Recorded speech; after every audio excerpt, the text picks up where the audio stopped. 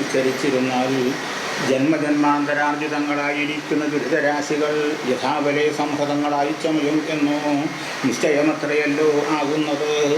എന്നതുകൂടാതെ കണ്ട് മറ്റസാരങ്ങളായി അനിത്യങ്ങളായി അല്പസുഖപ്രദങ്ങളായിരിക്കുന്ന ഓരോരോ അർത്ഥപുത്രമിത്രകളത്രാദികളിൽ ഭ്രമിച്ച് വൃഥാ തന്നെ കാലക്ഷേപം ചെയ്ത് ദുരിതമർജിച്ചു പോകുകയല്ലോ ചെയ്യുന്നത്.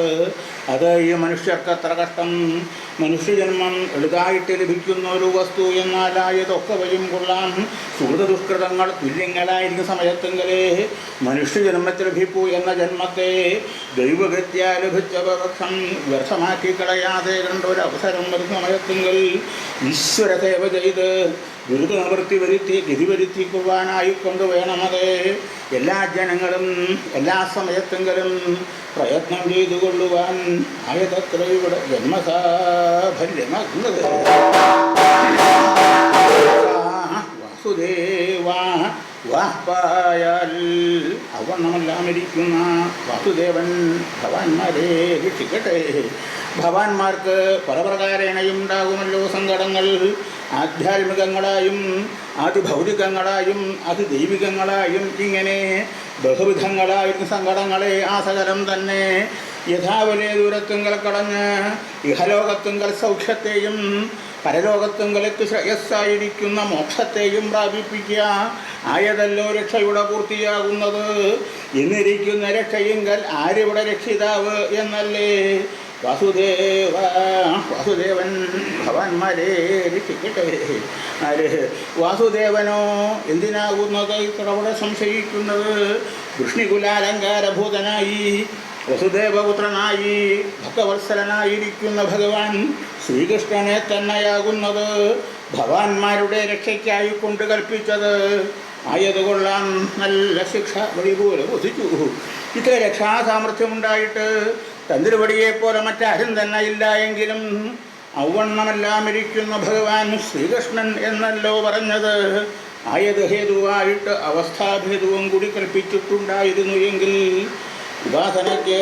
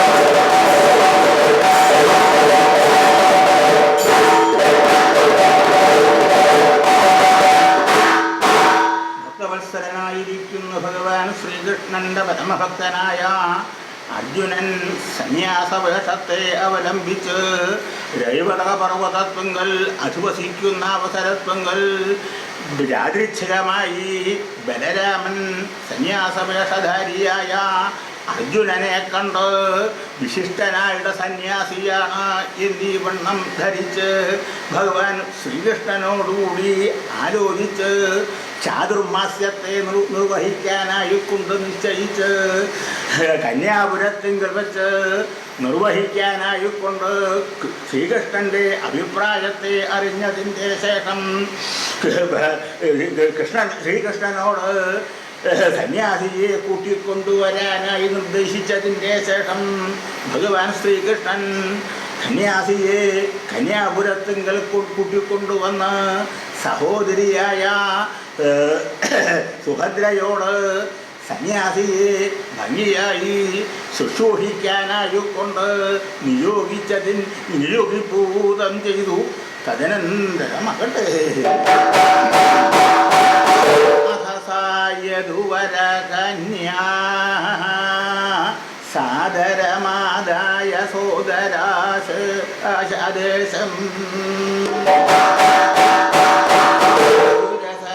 ജനസഹിതാഃ നിനായ തസ്മൈ രസോത്തരം ഭിക്ഷാം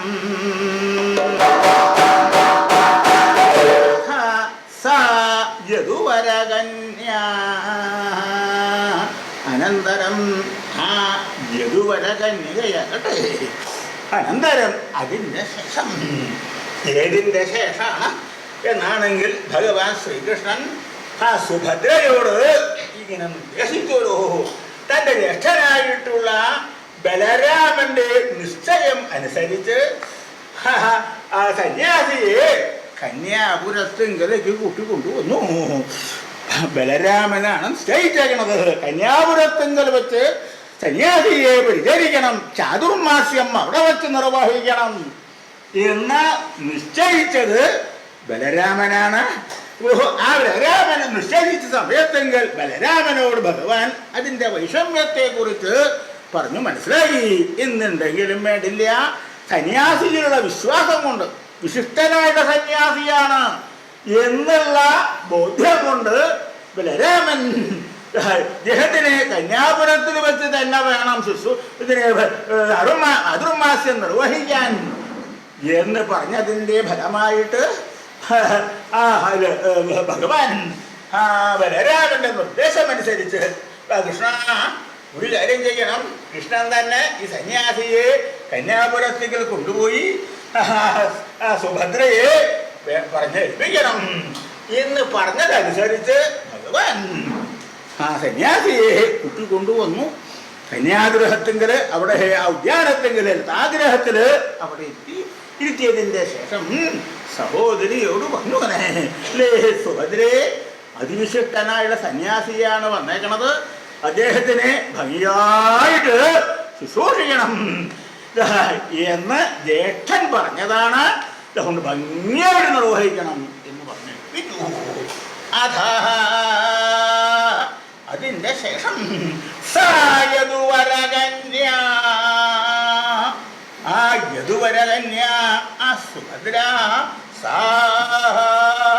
അപ്രകാരമുള്ളവള്, അങ്ങനെയുള്ള ആ സുഭദ്ര എന്താ ആദായ സോദരാദേശം, സോദരാദേശത്തെ ആദാനം ചെയ്തു.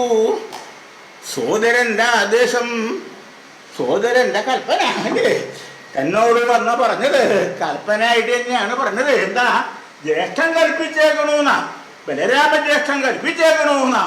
അതാണ് സോദരാദേശം. സോദരന്റെ വാക്ക് ഇവിടെ തന്നോട് പറഞ്ഞത് ആരാ? തൻ്റെ സഹോദരൻ ഭഗവാൻ ശ്രീകൃഷ്ണനാണ്.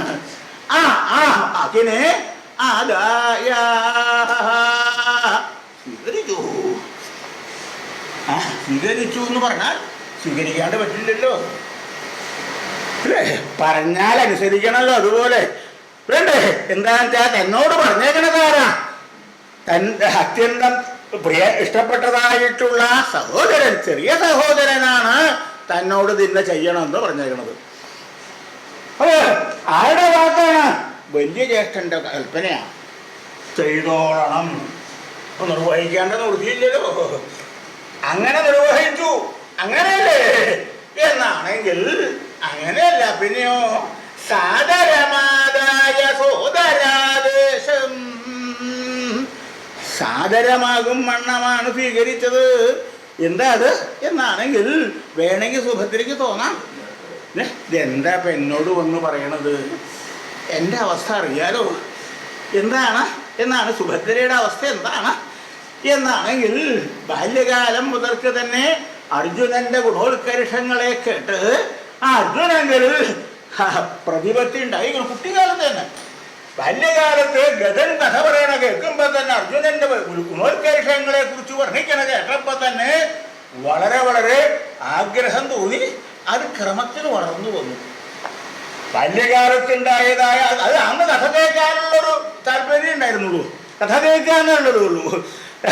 അപ്പോൾ അതങ്ങനെ ക്രമത്തിൽ വളർന്നു വന്ന് ബാല്യം കഴിഞ്ഞ് കൗമാരായി യൗവനായപ്പോ ആ സുഭദ്രയുടെ മനസ്സിൽ തനിക്ക് അർജുനനെ തന്നെ മതി, അർജുനനെയാണ് തനിക്ക് എന്ന് ഉറപ്പിക്കുക കഴിഞ്ഞു. ആ സുഭദ്ര അങ്ങനെ ആഗ്രഹിച്ചു കൊണ്ടിരിക്കുകയാണ്. അങ്ങനെ യൗവനാരംഭമായിട്ടുള്ളൂ. അങ്ങനെ ഇരിക്കുന്ന കാലത്തെങ്കലാണ് വരയില് സുഭദ്ര കേട്ടത് തൻ്റെ വലിയ ജ്യേഷ്ഠൻ തൻ്റെ വിവാഹത്തെ കുറിച്ച് ചിന്തിക്കണു. ഇന്ന് മാത്രമല്ല ദുര്യോധനന് കൊടുക്കാനായിട്ട് ആലോചിക്കണു എന്ന് കേട്ടപ്പോ തന്നെ ദുര്യോധനന് കൊടുക്കാനാണ് ആലോചിക്കണത് അല്ലേ? ഇന്ന് തന്നെയല്ല, ആരാ? വലിയ ജ്യേഷ്ഠനാ.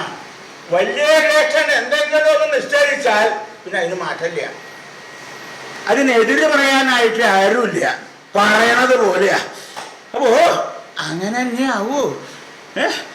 ഇനി ദുര്യോധനനാണ് തന്നെ കൊടുക്കുക എന്ന് വരുമോ എന്നൊക്കെ വിചാരിച്ച് ആ വൃത്താന്തം കേട്ടപ്പോ തന്നെ മനസ്സിൽ വിഷമം തുടങ്ങി, എന്താ സംഭവിക്കാവോ എന്ന്. പക്ഷേ കുറച്ച് ദിവസം കഴിഞ്ഞ ഒരു ആശ്വാസം ഉണ്ടായി. എന്താ, വിവാഹമായിട്ടല്ല സ്വയംവരായിട്ടാണ് ഭാവം. വിവാഹമില്ല, രാജകന്യകമാരാകുമ്പോ വിവാഹം എന്നുള്ളത് ഭംഗിയല്ല, സ്വയംവരമായിട്ടാണ് വേണ്ടത്. സമാധാനായി. എന്താ, എല്ലാ രാജാക്കന്മാരെയും ക്ഷണിച്ചു വരുത്തൂലോ. അങ്ങനെ ക്ഷണിച്ചു വരുത്തുമ്പോ അർജുനനും വരാണ്ടിരിക്കില്ല. അപ്പൊ അർജുനനെ തനിക്ക് സ്വീകരിക്കാം എന്ന് വിചാരിച്ചും കൊണ്ട് അങ്ങനെ കഴിയണ കാലത്താണ് ഭരണ കേട്ടത് അർജുനൻ തീർത്ഥസ്നാനത്തിന് പുറപ്പെട്ടേക്കുന്നു. അത് ഒരു സംവത്സരകാലുണ്ട്. ഇതെന്നല്ല, ബ്രഹ്മചര്യം ദീക്ഷിച്ചും കൊണ്ടാണ് എന്ന് കേട്ടോ. ഈ സമയത്ത് തന്നെയാണല്ലോ ഇപ്പൊ അത് തീർത്ഥസ്ഥാനത്തിന് പുറപ്പെട്ടേക്കണത്. ഒരു സംവത്സരകാലം ഉണ്ടല്ലോ. ഇനിയിപ്പോ ഈ സമയത്താണ് ഈ സ്വയംവരം നിശ്ചയിക്കണമെന്നുണ്ടെങ്കിൽ അദ്ദേഹം അറിയണ്ടാവില്ല. അറിയോ, രാജാക്കന്മാരെല്ലാ രാജധാനികളിലും ക്ഷണിക്കുന്നല്ലാതെ കണ്ട് ഈ അദ്ദേഹത്തിനെ ക്ഷണിക്കുക അറിയോ? അദ്ദേഹം അറിയണ്ടാവില്ല. അങ്ങനെയാണെങ്കിൽ ഇപ്പൊ എന്താ ചെയ്യാൻ? ഇനിയിപ്പോ ഈ അധികം താമസിക്കാതെ കണ്ട് സ്വയംവരം ഉണ്ട് എന്നാ കേട്ടത്. ഇനി ഉടനെ നിശ്ചയിക്കുകയാണെങ്കിൽ അദ്ദേഹം അറിയില്ലല്ലോ. അറിയാനെന്താ മാർഗം? അങ്ങനെ ആലോചിച്ചപ്പോഴാണ് തോന്നിയത്, എവിടേക്കാണ് തീർത്ഥസ്ഥാനിന് പോണേന്ന് അന്വേഷിക്കുക. ഇന്ന ദിക്കിലുണ്ട്, ഇന്ന ദിക്കിലാണ് എന്നുള്ളത് അറിഞ്ഞാൽ അവിടേക്ക് ആരെങ്കിലും പറഞ്ഞയച്ച് വിവരം കൊടുക്കാലോ എന്ന് മനസ്സിൽ വിചാരിച്ചു. എന്നിട്ട് ഇങ്ങനെ അന്വേഷിച്ചുകൊണ്ടിരുന്നു. ഇപ്പൊ എവിടെയാണ്, ഇപ്പൊ ഏത് രാജ്യത്താണ്, ഏത് ഇങ്ങനെ അന്വേഷിച്ചു കൊണ്ടിരുന്നു. വലിയ വലിയ ആളുകളാവുമ്പോ ഇന്ന പ്രദേശത്ത് ചെന്ന അപ്പൊ ഇന്ന ദിക്കിലാണ്, അവിടെ നിന്ന് അങ്ങോട്ട് പോയി ഇങ്ങനെ അറിയാലോ. അങ്ങനെ അന്വേഷിച്ചു കൊണ്ടിരുന്നു. അങ്ങനെ അത് വടക്കോട്ട് പോയി, പിന്നെ അവിടുന്ന് കിഴക്കോട്ട് പോയി, പിന്നെ അവിടുന്ന് നേരെ തെക്കു ഭാഗം തിരിഞ്ഞു. ഇങ്ങനെ അറിയണ്ടേ? അങ്ങനെ പടിഞ്ഞാറ് ഭാഗത്ത് ഇങ്ങനെ ഓരോ ഭൂപ്രദക്ഷിണമായിട്ടാണ് തീർത്ഥസ്ഥാനം ചെയ്യണത്. അങ്ങനെ സഞ്ചരിച്ച് പ്രഭാസതീർത്ഥത്തെങ്കിലെത്തി.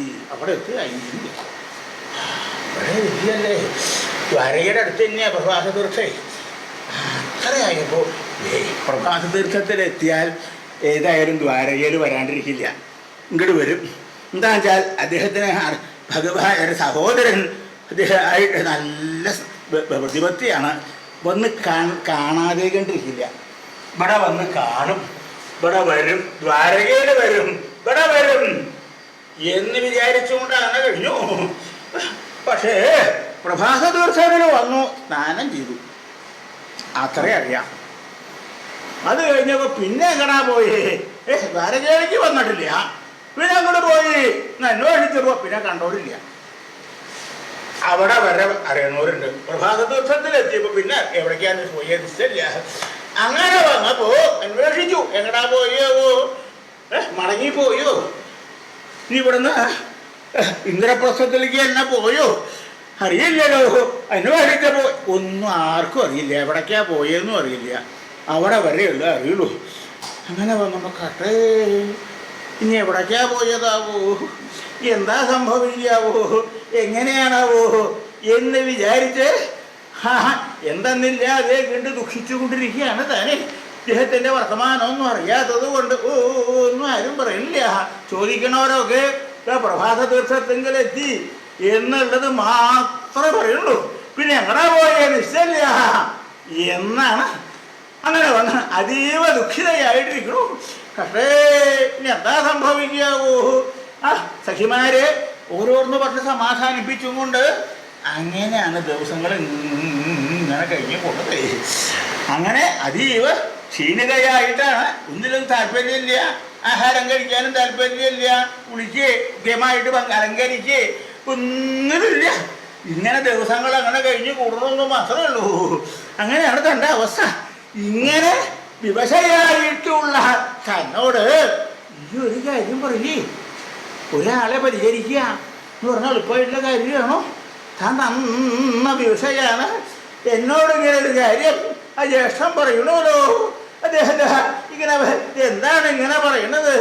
പറയുമ്പോൾ നിവൃത്തിക്കാൻ ചെയ്യാതെ കണ്ടിരിക്കാൻ നിവൃത്തിയില്ലതോ.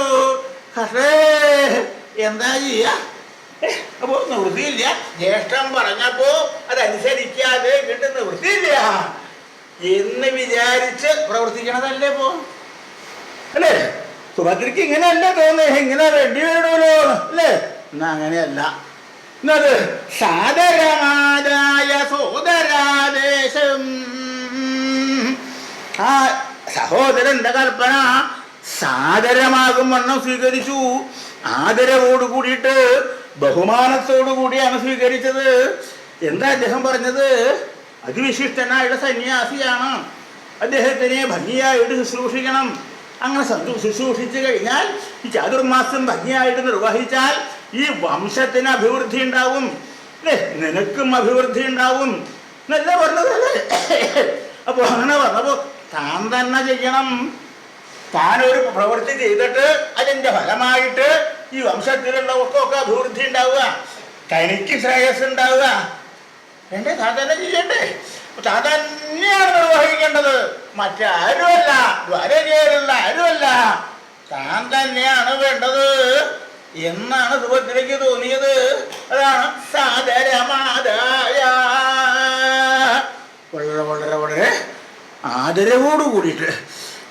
ഇത് തന്നെയല്ല, ആ സഹോദരന് എന്നോടാണല്ലോ പറയാൻ തോന്നിയതല്ലേ? എന്താ കാരണം? എന്നോടുള്ള സ്നേഹം, എനിക്ക് അഭിവൃദ്ധി ഉണ്ടാവണം, എനിക്ക് ശ്രേയസ് ഉണ്ടാവണം എന്ന് ജ്യേഷ്ഠന് അത്രേ മോഹമുണ്ട്. അതുകൊണ്ടല്ല പറഞ്ഞത്, വളരെ സന്തോഷമായി എന്നാണ് സുഭദ്രയ്ക്ക് തോന്നിയതെന്ന്. വളരെ ബഹുമാന ആദരവോട് കൂടിയിട്ടാണെന്ന്. അങ്ങനെ ആ ജ്യേഷ്ഠൻ പറഞ്ഞതായിട്ടുള്ള കൃത്യം വളരെ ശ്രദ്ധയോടുകൂടി ബഹുമാനത്തോടു കൂടിയിട്ട് സ്വീകരിച്ചു. അതിൻ്റെ ശേഷം അതിനുള്ള ഉത്സാഹമായിരുന്നു.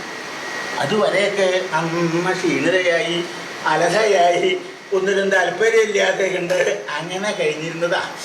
ഇതങ്ങോട്ട് ഈ നിർദ്ദേശം കിട്ടിയോടുകൂടി പിന്നെ വളരെ ഉത്സാഹമായിട്ടാണ് ഇതിന് വേണ്ട സാധനങ്ങൾ സംഭരിക്കുക. എന്താ ഇപ്പം ചെയ്യേണ്ടത്? എന്താ? ഭക്ഷണം ഭംഗിയായിട്ട് കൊണ്ടുകൊടുക്കും. ഭിക്ഷ, സന്യാസിക്കാകുമ്പോൾ ഭിക്ഷ എന്നാണ് പറയുക. അത് കൊണ്ടു കൊടുക്കണം. ഇതാണ് തന്നെ ഏൽപ്പിച്ചേക്കണ പ്രധാനമായിട്ടുള്ള ഭാരം, അല്ലേ? അതിന് വേണ്ടിയിട്ട് ഉത്സാഹിച്ചു. എന്നാണെങ്കിൽ പിറ്റേ ദിവസം പ്രഭാതത്തെങ്കിൽ നേരത്തെ എണീറ്റു, കുളി എന്ന് തുടങ്ങിയിട്ടുള്ള കാര്യങ്ങളൊക്കെ ഭംഗിയായിട്ട് നിർവഹിച്ചു. അതിനുശേഷം ഭിക്ഷയ്ക്ക് വേണ്ട പദാർത്ഥങ്ങൾ ഉണ്ടാക്കി സന്യാസിക്ക് വേണ്ട ഭിക്ഷയ്ക്ക് വേണ്ടിയിട്ട് എന്നാൽ എങ്ങനെയാണത് എന്നാണെങ്കിൽ ചതുരസഹീജനസഹിതയായിട്ടാണ്, ചതുരകളായിട്ടുള്ള സഹീജനങ്ങളോട് സഹിതയായിട്ട് സമർത്ഥകളായിട്ടുള്ള സഖിമാരോട് കൂട്ടിയിട്ടാണ്. സഖിമാരുണ്ട്, തൻ്റെ സഖിമാർ, അതിൽ നന്ന സാമർഥ്യമുള്ളവർ, നല്ല കഴിവുള്ളവർ, അവരാണ് സഹായിക്കാനുള്ളത്. എന്താണ് സുഭദ്രയ്ക്ക് എല്ലാത്തിൻ്റെയും ഗ്രഹിതമുണ്ട്, ഭക്ഷണ പദാർത്ഥങ്ങൾ ഉണ്ടാക്കുന്ന കാര്യത്തിൽ നല്ല പരിചയമുണ്ട്. എങ്കിലും ആരായാലും ഏത് കാര്യത്തിന് പുറപ്പെടുമ്പോഴും ഒരു സഹായി വേണം. അവനവന് കഴിവില്ല എന്നിട്ടല്ല, കഴിവുണ്ടെങ്കിലും ഒരു സഹായി ഉണ്ടെങ്കിലാണ് അത് വേണ്ട പോലെ ആവുക. ഇവിടെ സഖിമാരാണ് സഹായിക്കാനായിട്ട് പുറപ്പെട്ടേക്കണു.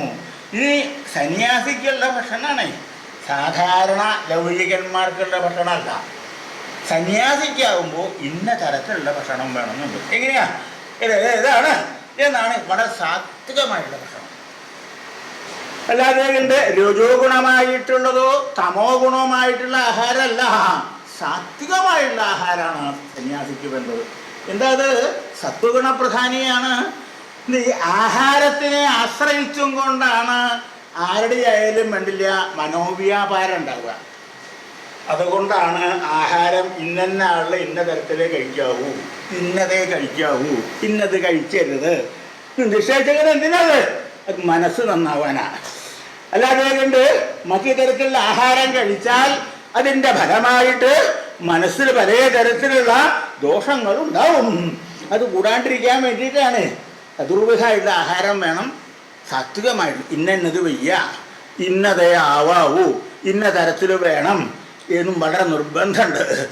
അപ്പോൾ അതിന് പാകത്തിലുള്ള പദാർത്ഥങ്ങൾ, സാത്വികമായിട്ടുള്ള പദാർത്ഥങ്ങൾ എന്തെല്ലാമാണോ അതുകൊണ്ട് ഉണ്ടാക്കണ ആഹാരമാണ്. അപ്പോൾ അത് വളരെ ഭംഗിയായിട്ട് ഈ സഖിമാരും സമർത്ഥകളാണ്. അല്ലെങ്കിൽ കൂടെ സഹായിക്കണവർ, ആൾ സഹായിക്കാൻ ഒരാളുണ്ട്, അവർ ഒന്നിനും കൊള്ളാത്തവരാണെങ്കിലോ സഹായിക്കാൻ പുറപ്പെട്ടു. ഒന്നിൻ്റെ വശത്തില്ല എന്ന് വന്നൊക്കെ അതവിടെ വെച്ച് പൊക്കോളൂ കേട്ടോ, ഞാൻ തന്നെ ചെയ്തോളാം, ഇതിനെ പുറപ്പെടണ്ട പറയാൻ തോന്നില്ലേ? എന്താ കാരണം? ഒന്നും വശമല്ല, സഹായിക്കാനായിട്ട് ബഹു ഉത്സാഹമായിട്ട് പുറപ്പെടും. എന്നിട്ട് എന്താ ഉള്ളതും കൂടി അബദ്ധമാക്കി തീർക്കും. അപ്പം അങ്ങനെയുള്ളവരുണ്ടായിട്ട് കാര്യമില്ല. അത് ഒത്തിരി ഗുണത്തിനേക്ക് അധികം ദോഷം ചെയ്യാം. അപ്പം എന്ത് വേണം? അതാത് കാര്യങ്ങൾ പറഞ്ഞാൽ ചെയ്യണം, അതല്ലെങ്കിൽ അറിഞ്ഞ് ചെയ്യണം. രണ്ട് തരത്തിലാണ് ഇതിൻ്റെ. സന്യാസിക്കുള്ള ഭിക്ഷയാണ് എന്ന് പറഞ്ഞാൽ അതെങ്ങനെയാണ് വേണ്ടത് അതനുസരിച്ച് പ്രവർത്തിക്കണം. അതിന് പ്രാപ്തിയുള്ളതായിട്ടുള്ള സഖിമാരാണ് കൂടെ ഉള്ളത്. താൻ ശ്രദ്ധിക്കണമുണ്ട്. അപ്പോൾ താൻ വളരെ ഭംഗിയായിട്ടാണ് ശ്രദ്ധിക്കുന്നത്. നോക്കണ്ട് ഭംഗിയാവണുണ്ടോ എന്ന്.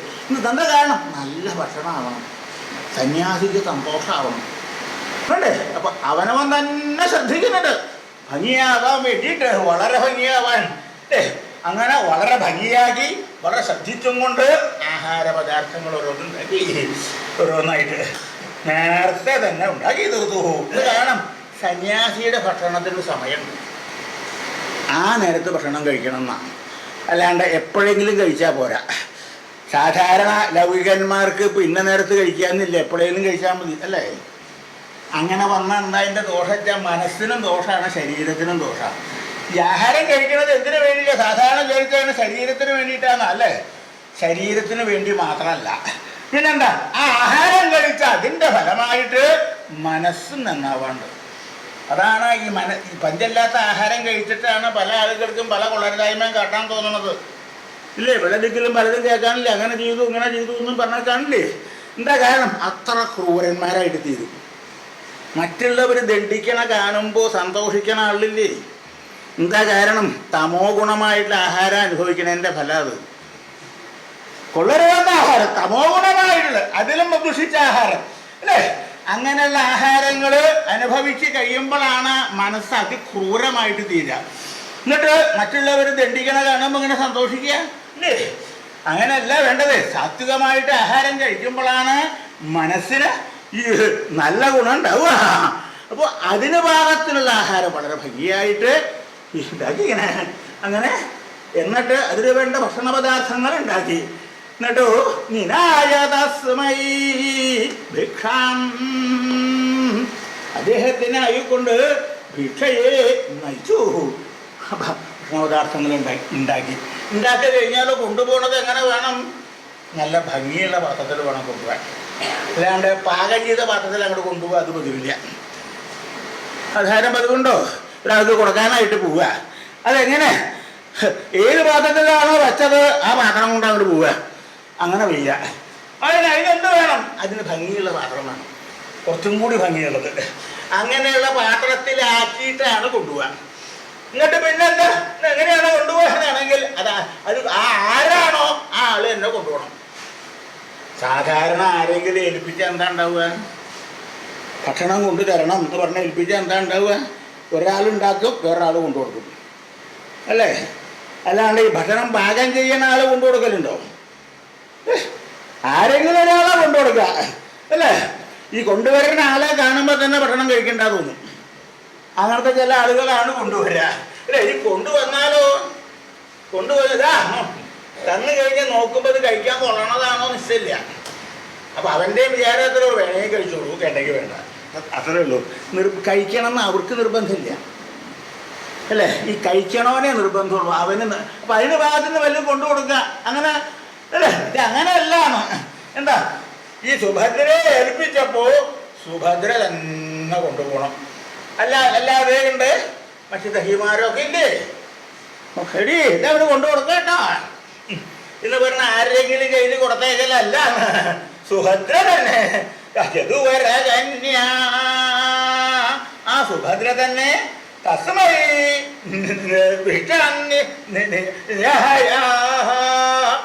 സുഭദ്ര തന്നെയാണ് കൊണ്ടു പുറപ്പെട്ടത്. ഇനി കൊണ്ടുപോണതിനുണ്ട് പ്രത്യേകത. ഭക്ഷണം കൊണ്ടു വിളമ്പുമ്പോൾ എങ്ങനെ വേണം എന്നാണെങ്കിൽ ഭക്ഷണം പാകം ചെയ്യുക കഴിഞ്ഞ് കൊണ്ടുപോകാനായിട്ട് നല്ല ഭംഗിയുള്ള പാത്രത്തിലാക്കി കഴിഞ്ഞാൽ കൊണ്ടുപോകുന്ന സമയത്ത് ആ ആളും ഭംഗിയായിട്ട് പോകണം. പാകം ചെയ്യുമ്പോൾ എങ്ങനെയാണോ അതുപോലെ പോരാണ്. എന്താ കുറച്ച് ഭംഗിയായിട്ട് വേണം, നല്ല കുറച്ച് ഭംഗിയായുള്ള വസ്ത്രമൊക്കെ ധരിച്ച് അലങ്കരിച്ച് അങ്ങനെ വേണം പോകാൻ. അതല്ലാണ്ട് പന്തി അല്ലാണ്ട് പോകരുത്. ഈ ഭക്ഷണം പാകം ചെയ്യുമ്പോൾ എങ്ങനെ മനസ്സിരുത്തി പാകം ചെയ്താലും ആരുടെയും വേണ്ടി ആ വസ്ത്രത്തിൽ കുറേശ്ശെ ആവും. ആവാണ്ടിരിക്കാനുള്ള വല്ലതൊക്കെ ഉണ്ട്, വിദ്യകളൊക്കെ ഉണ്ട്, ഇല്ല. അതുകൊണ്ടൊന്നും ആയില്ല. അത് കഴിഞ്ഞാൽ ഭംഗിയായിട്ട് അലങ്കരിക്കണം. അതല്ലാണ്ട് കൊണ്ടുവരണ കണ്ട തോന്നിയാൽ കഴിഞ്ഞില്ലേ. ഇത് തന്നെയല്ല, ഭക്ഷണം വ്യായാമം പുറപ്പെടുമ്പോൾ എത്രയൊക്കെ മനസ്സിരുത്തിയാലും ശാരീരികമായിട്ടും ഒരു ബന്ധമില്ലാണ്ടായിട്ട് വരും, അല്ലേ? അങ്ങനെ അടുക്കളയ്ക്ക് വന്നാലും ഭക്ഷണം പാകം ചെയ്ത് അവിടെ കൊണ്ടുവന്ന് വിളമ്പി തരുമ്പോൾ അടുക്ക നിന്നാണല്ലോ വിളമ്പുക, അല്ലേ? അപ്പോൾ കുറച്ച് നേരം എന്തെങ്കിലുമൊക്കെ വ്യാപാരമൊക്കെ ചെയ്തിട്ട് കഴിഞ്ഞാൽ ശരീരത്തിൽ ചിലപ്പോൾ ഒരു പഞ്ചല്ലായ വരില്ലേ. എന്നാൽ അത് കൂടാണ്ടിരിക്കാൻ ചില മാർഗമുണ്ടപ്പോൾ, ഇല്ലേ? വല്ലാണ്ട് ശരീരത്തിൽ നിന്ന് ദുർഗന്ധം പുറത്തേക്ക് വരാണ്ടിരിക്കാൻ ചില പ്രയോഗങ്ങളുണ്ട്. ഇടയ്ക്കെങ്കിലും പോകുമ്പോൾ പതിവില്ലേ. എന്താ അപ്പം എന്താ അബദ്ധം വെച്ചാൽ ശരീരം സ്വതവേ വിശർത്തിട്ട് പഞ്ചല്ലാണ്ടൊരു ഗന്ധം ഉണ്ടാവും. ആ ഗന്ധത്തിൻ്റെ കൂടെ ഈ ഗന്ധം കൂടി ആയാൽ ആകെ പഞ്ചല്ലാത്തൊരു ഗന്ധമായിട്ട് തീരും. അങ്ങനെയല്ല ചില അടുത്ത് വരുമ്പോൾ എന്താ വെച്ചാൽ സ്വതവേ ആ ഗന്ധമായി അത്ര വിഷമില്ല തോന്നുന്നുണ്ട്. ഇത് ഈ പഞ്ചല്ലാത്തതും കൂടി ചേർന്ന് കഴിഞ്ഞാൽ ഒരു ഗന്ധമില്ലേ, അത്ര അസഹ്യമായിട്ട് തീരും. അപ്പം അതിനെന്ത് വേണം? ഇത് കഴിഞ്ഞാൽ ഒരു ശരീരശുദ്ധി വരുത്തണം. എന്നിട്ട് നല്ല ഭംഗിയുള്ള വസ്ത്രം കൊണ്ട് ധരിച്ച് അലങ്കരിച്ചും കൊണ്ട് വേണം ഭക്ഷണം വിളമ്പാനായിട്ട് കൊണ്ടു കൊടുക്കാനായിട്ട് പോകാനായിട്ട്. ഇവിടെ എങ്ങനെ തന്നെയാണ് ആ സുഭദ്ര ഭക്ഷണമൊക്കെ പാകമാക്കി കഴിഞ്ഞ് ഭംഗിയായിട്ട് നല്ല വസ്ത്രമൊക്കെ ധരിച്ച് അങ്ങനെ സഖീജനസഹിത സഖിമാരുണ്ട് കൂടെ. ഇതിനാണ് ഈ ഭക്ഷണ പദാർത്ഥങ്ങളെല്ലാം ധരിച്ചെടുക്കാൻ പറ്റില്ല, ഓരോരോ പാത്രങ്ങളിലാണല്ലോ. ആ പാത്രങ്ങൾ സഹായിക്കാൻ ആള് വേണ്ടേ, അവരോട് കൂടിയിട്ടാണ് കൊണ്ടുപോണത്. അങ്ങനെ കൊണ്ടുവന്ന ആ ഭിക്ഷ എങ്ങനെയുള്ളതാ? രസോത്തരം ഭിക്ഷാം, രസോത്തരയായിട്ട് ഭിക്ഷയാണ്. എന്നുവെച്ചാലോ രസം ഏറ്റവും വിശേഷ സ്വാദോട് കൂടിയിട്ടുള്ളതാണ്. അങ്ങനെ രസോത്തരം എന്ന് പറയാൻ കാരണം വളരെ ഭംഗി നല്ല സ്വാദോട് കൂടിയിട്ടുള്ള ഭക്ഷണമാണ്.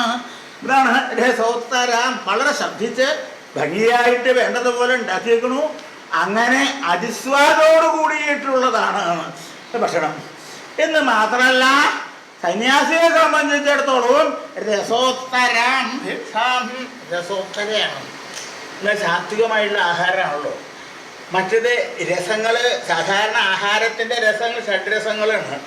ആ ഷഡ്രസങ്ങളിൽ മറ്റുള്ള രസങ്ങളെക്കാളും പ്രാധാന്യമായിട്ട് നല്ല രസം, രസോത്തരം എന്നാണ് ശ്രേഷ്ഠമായ രസം. ഏതാ? മധുരം. എന്താ മധുരമയമായിട്ടുള്ളതെന്നല്ല, അതിന് പ്രാധാന്യമുണ്ട്.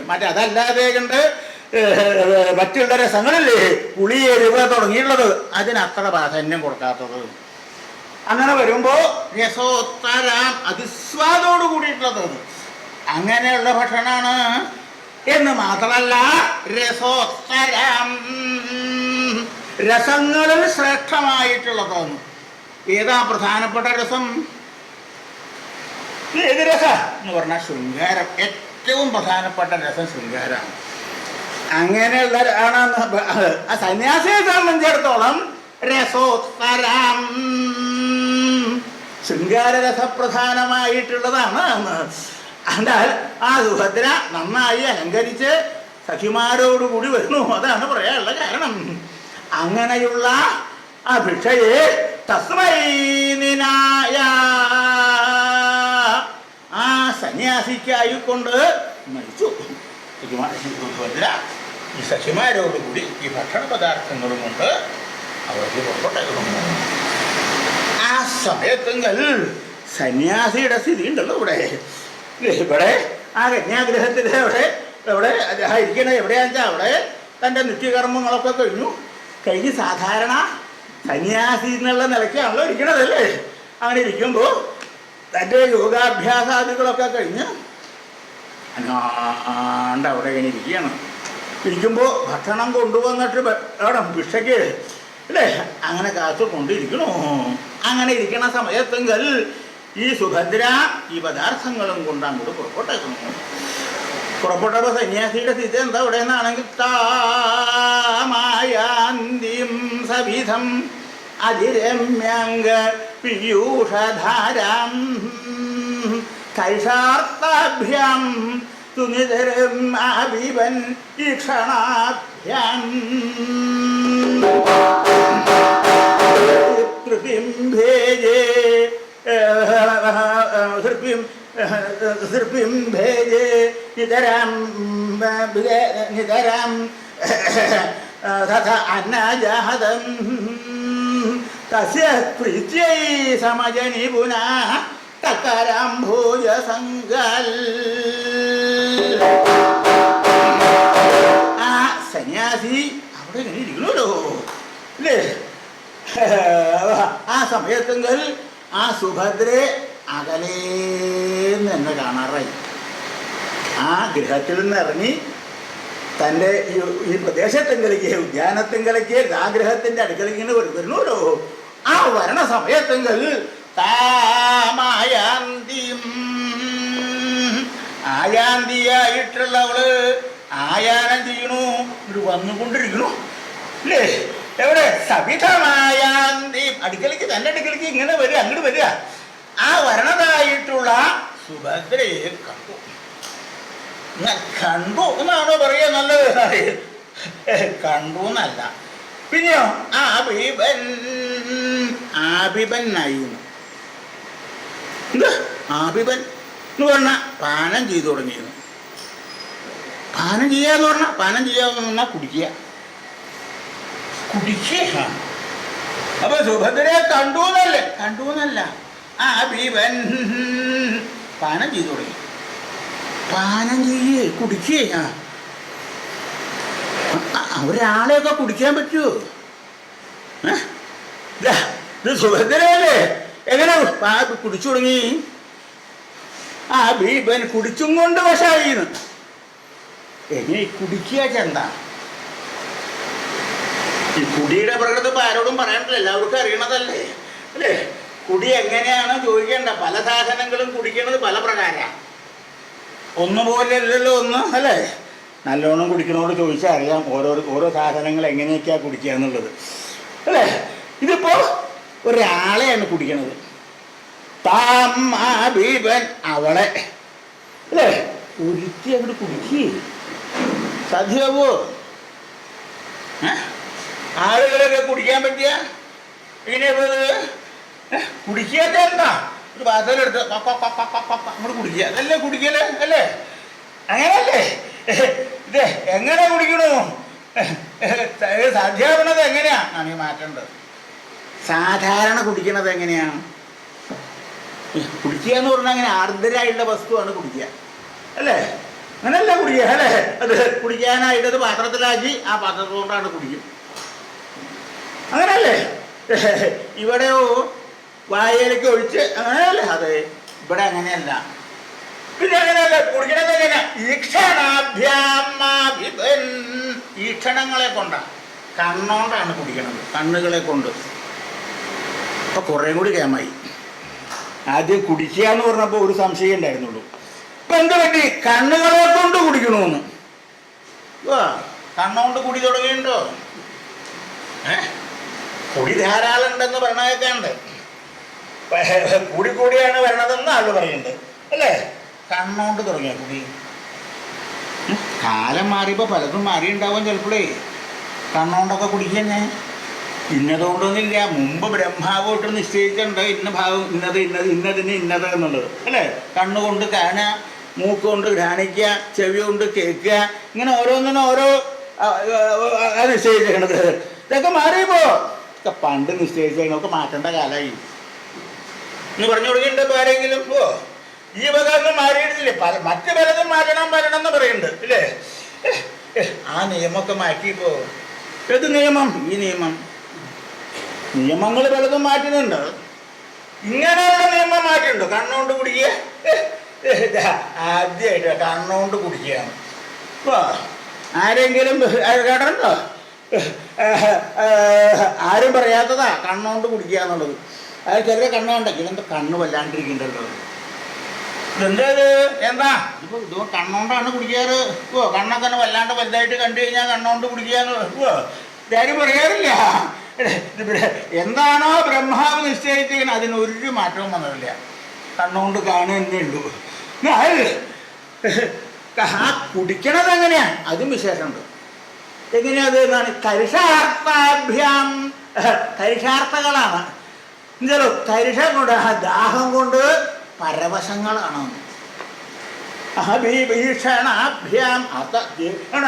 അങ്ങനെ അത്രമാത്രം ദാഹം വല്ലാണ്ട് അങ്ങോട്ട് വർദ്ധിച്ചു. എന്നിട്ട് ആ ദാഹം കൊണ്ട് അങ്ങോട്ട് വിവശത വന്നു. ആണ് കരിഷാർത്ഥാഭ്യാം. ദാഹം കൊണ്ട് വൈവശ്യം വന്നു. അങ്ങനെയുണ്ടോ? ദാഹിച്ച് വല്ലാതെ കണ്ടായി കഴിഞ്ഞാൽ അതുകൊണ്ട് വല്ലാണ്ട് പാരവശ്യം വരും. അങ്ങോട്ട് വല്ലാണ്ട് പരിഭ്രമാവുന്നു. അങ്ങനെ വരുമ്പോൾ എന്താ ഉണ്ടാവുക?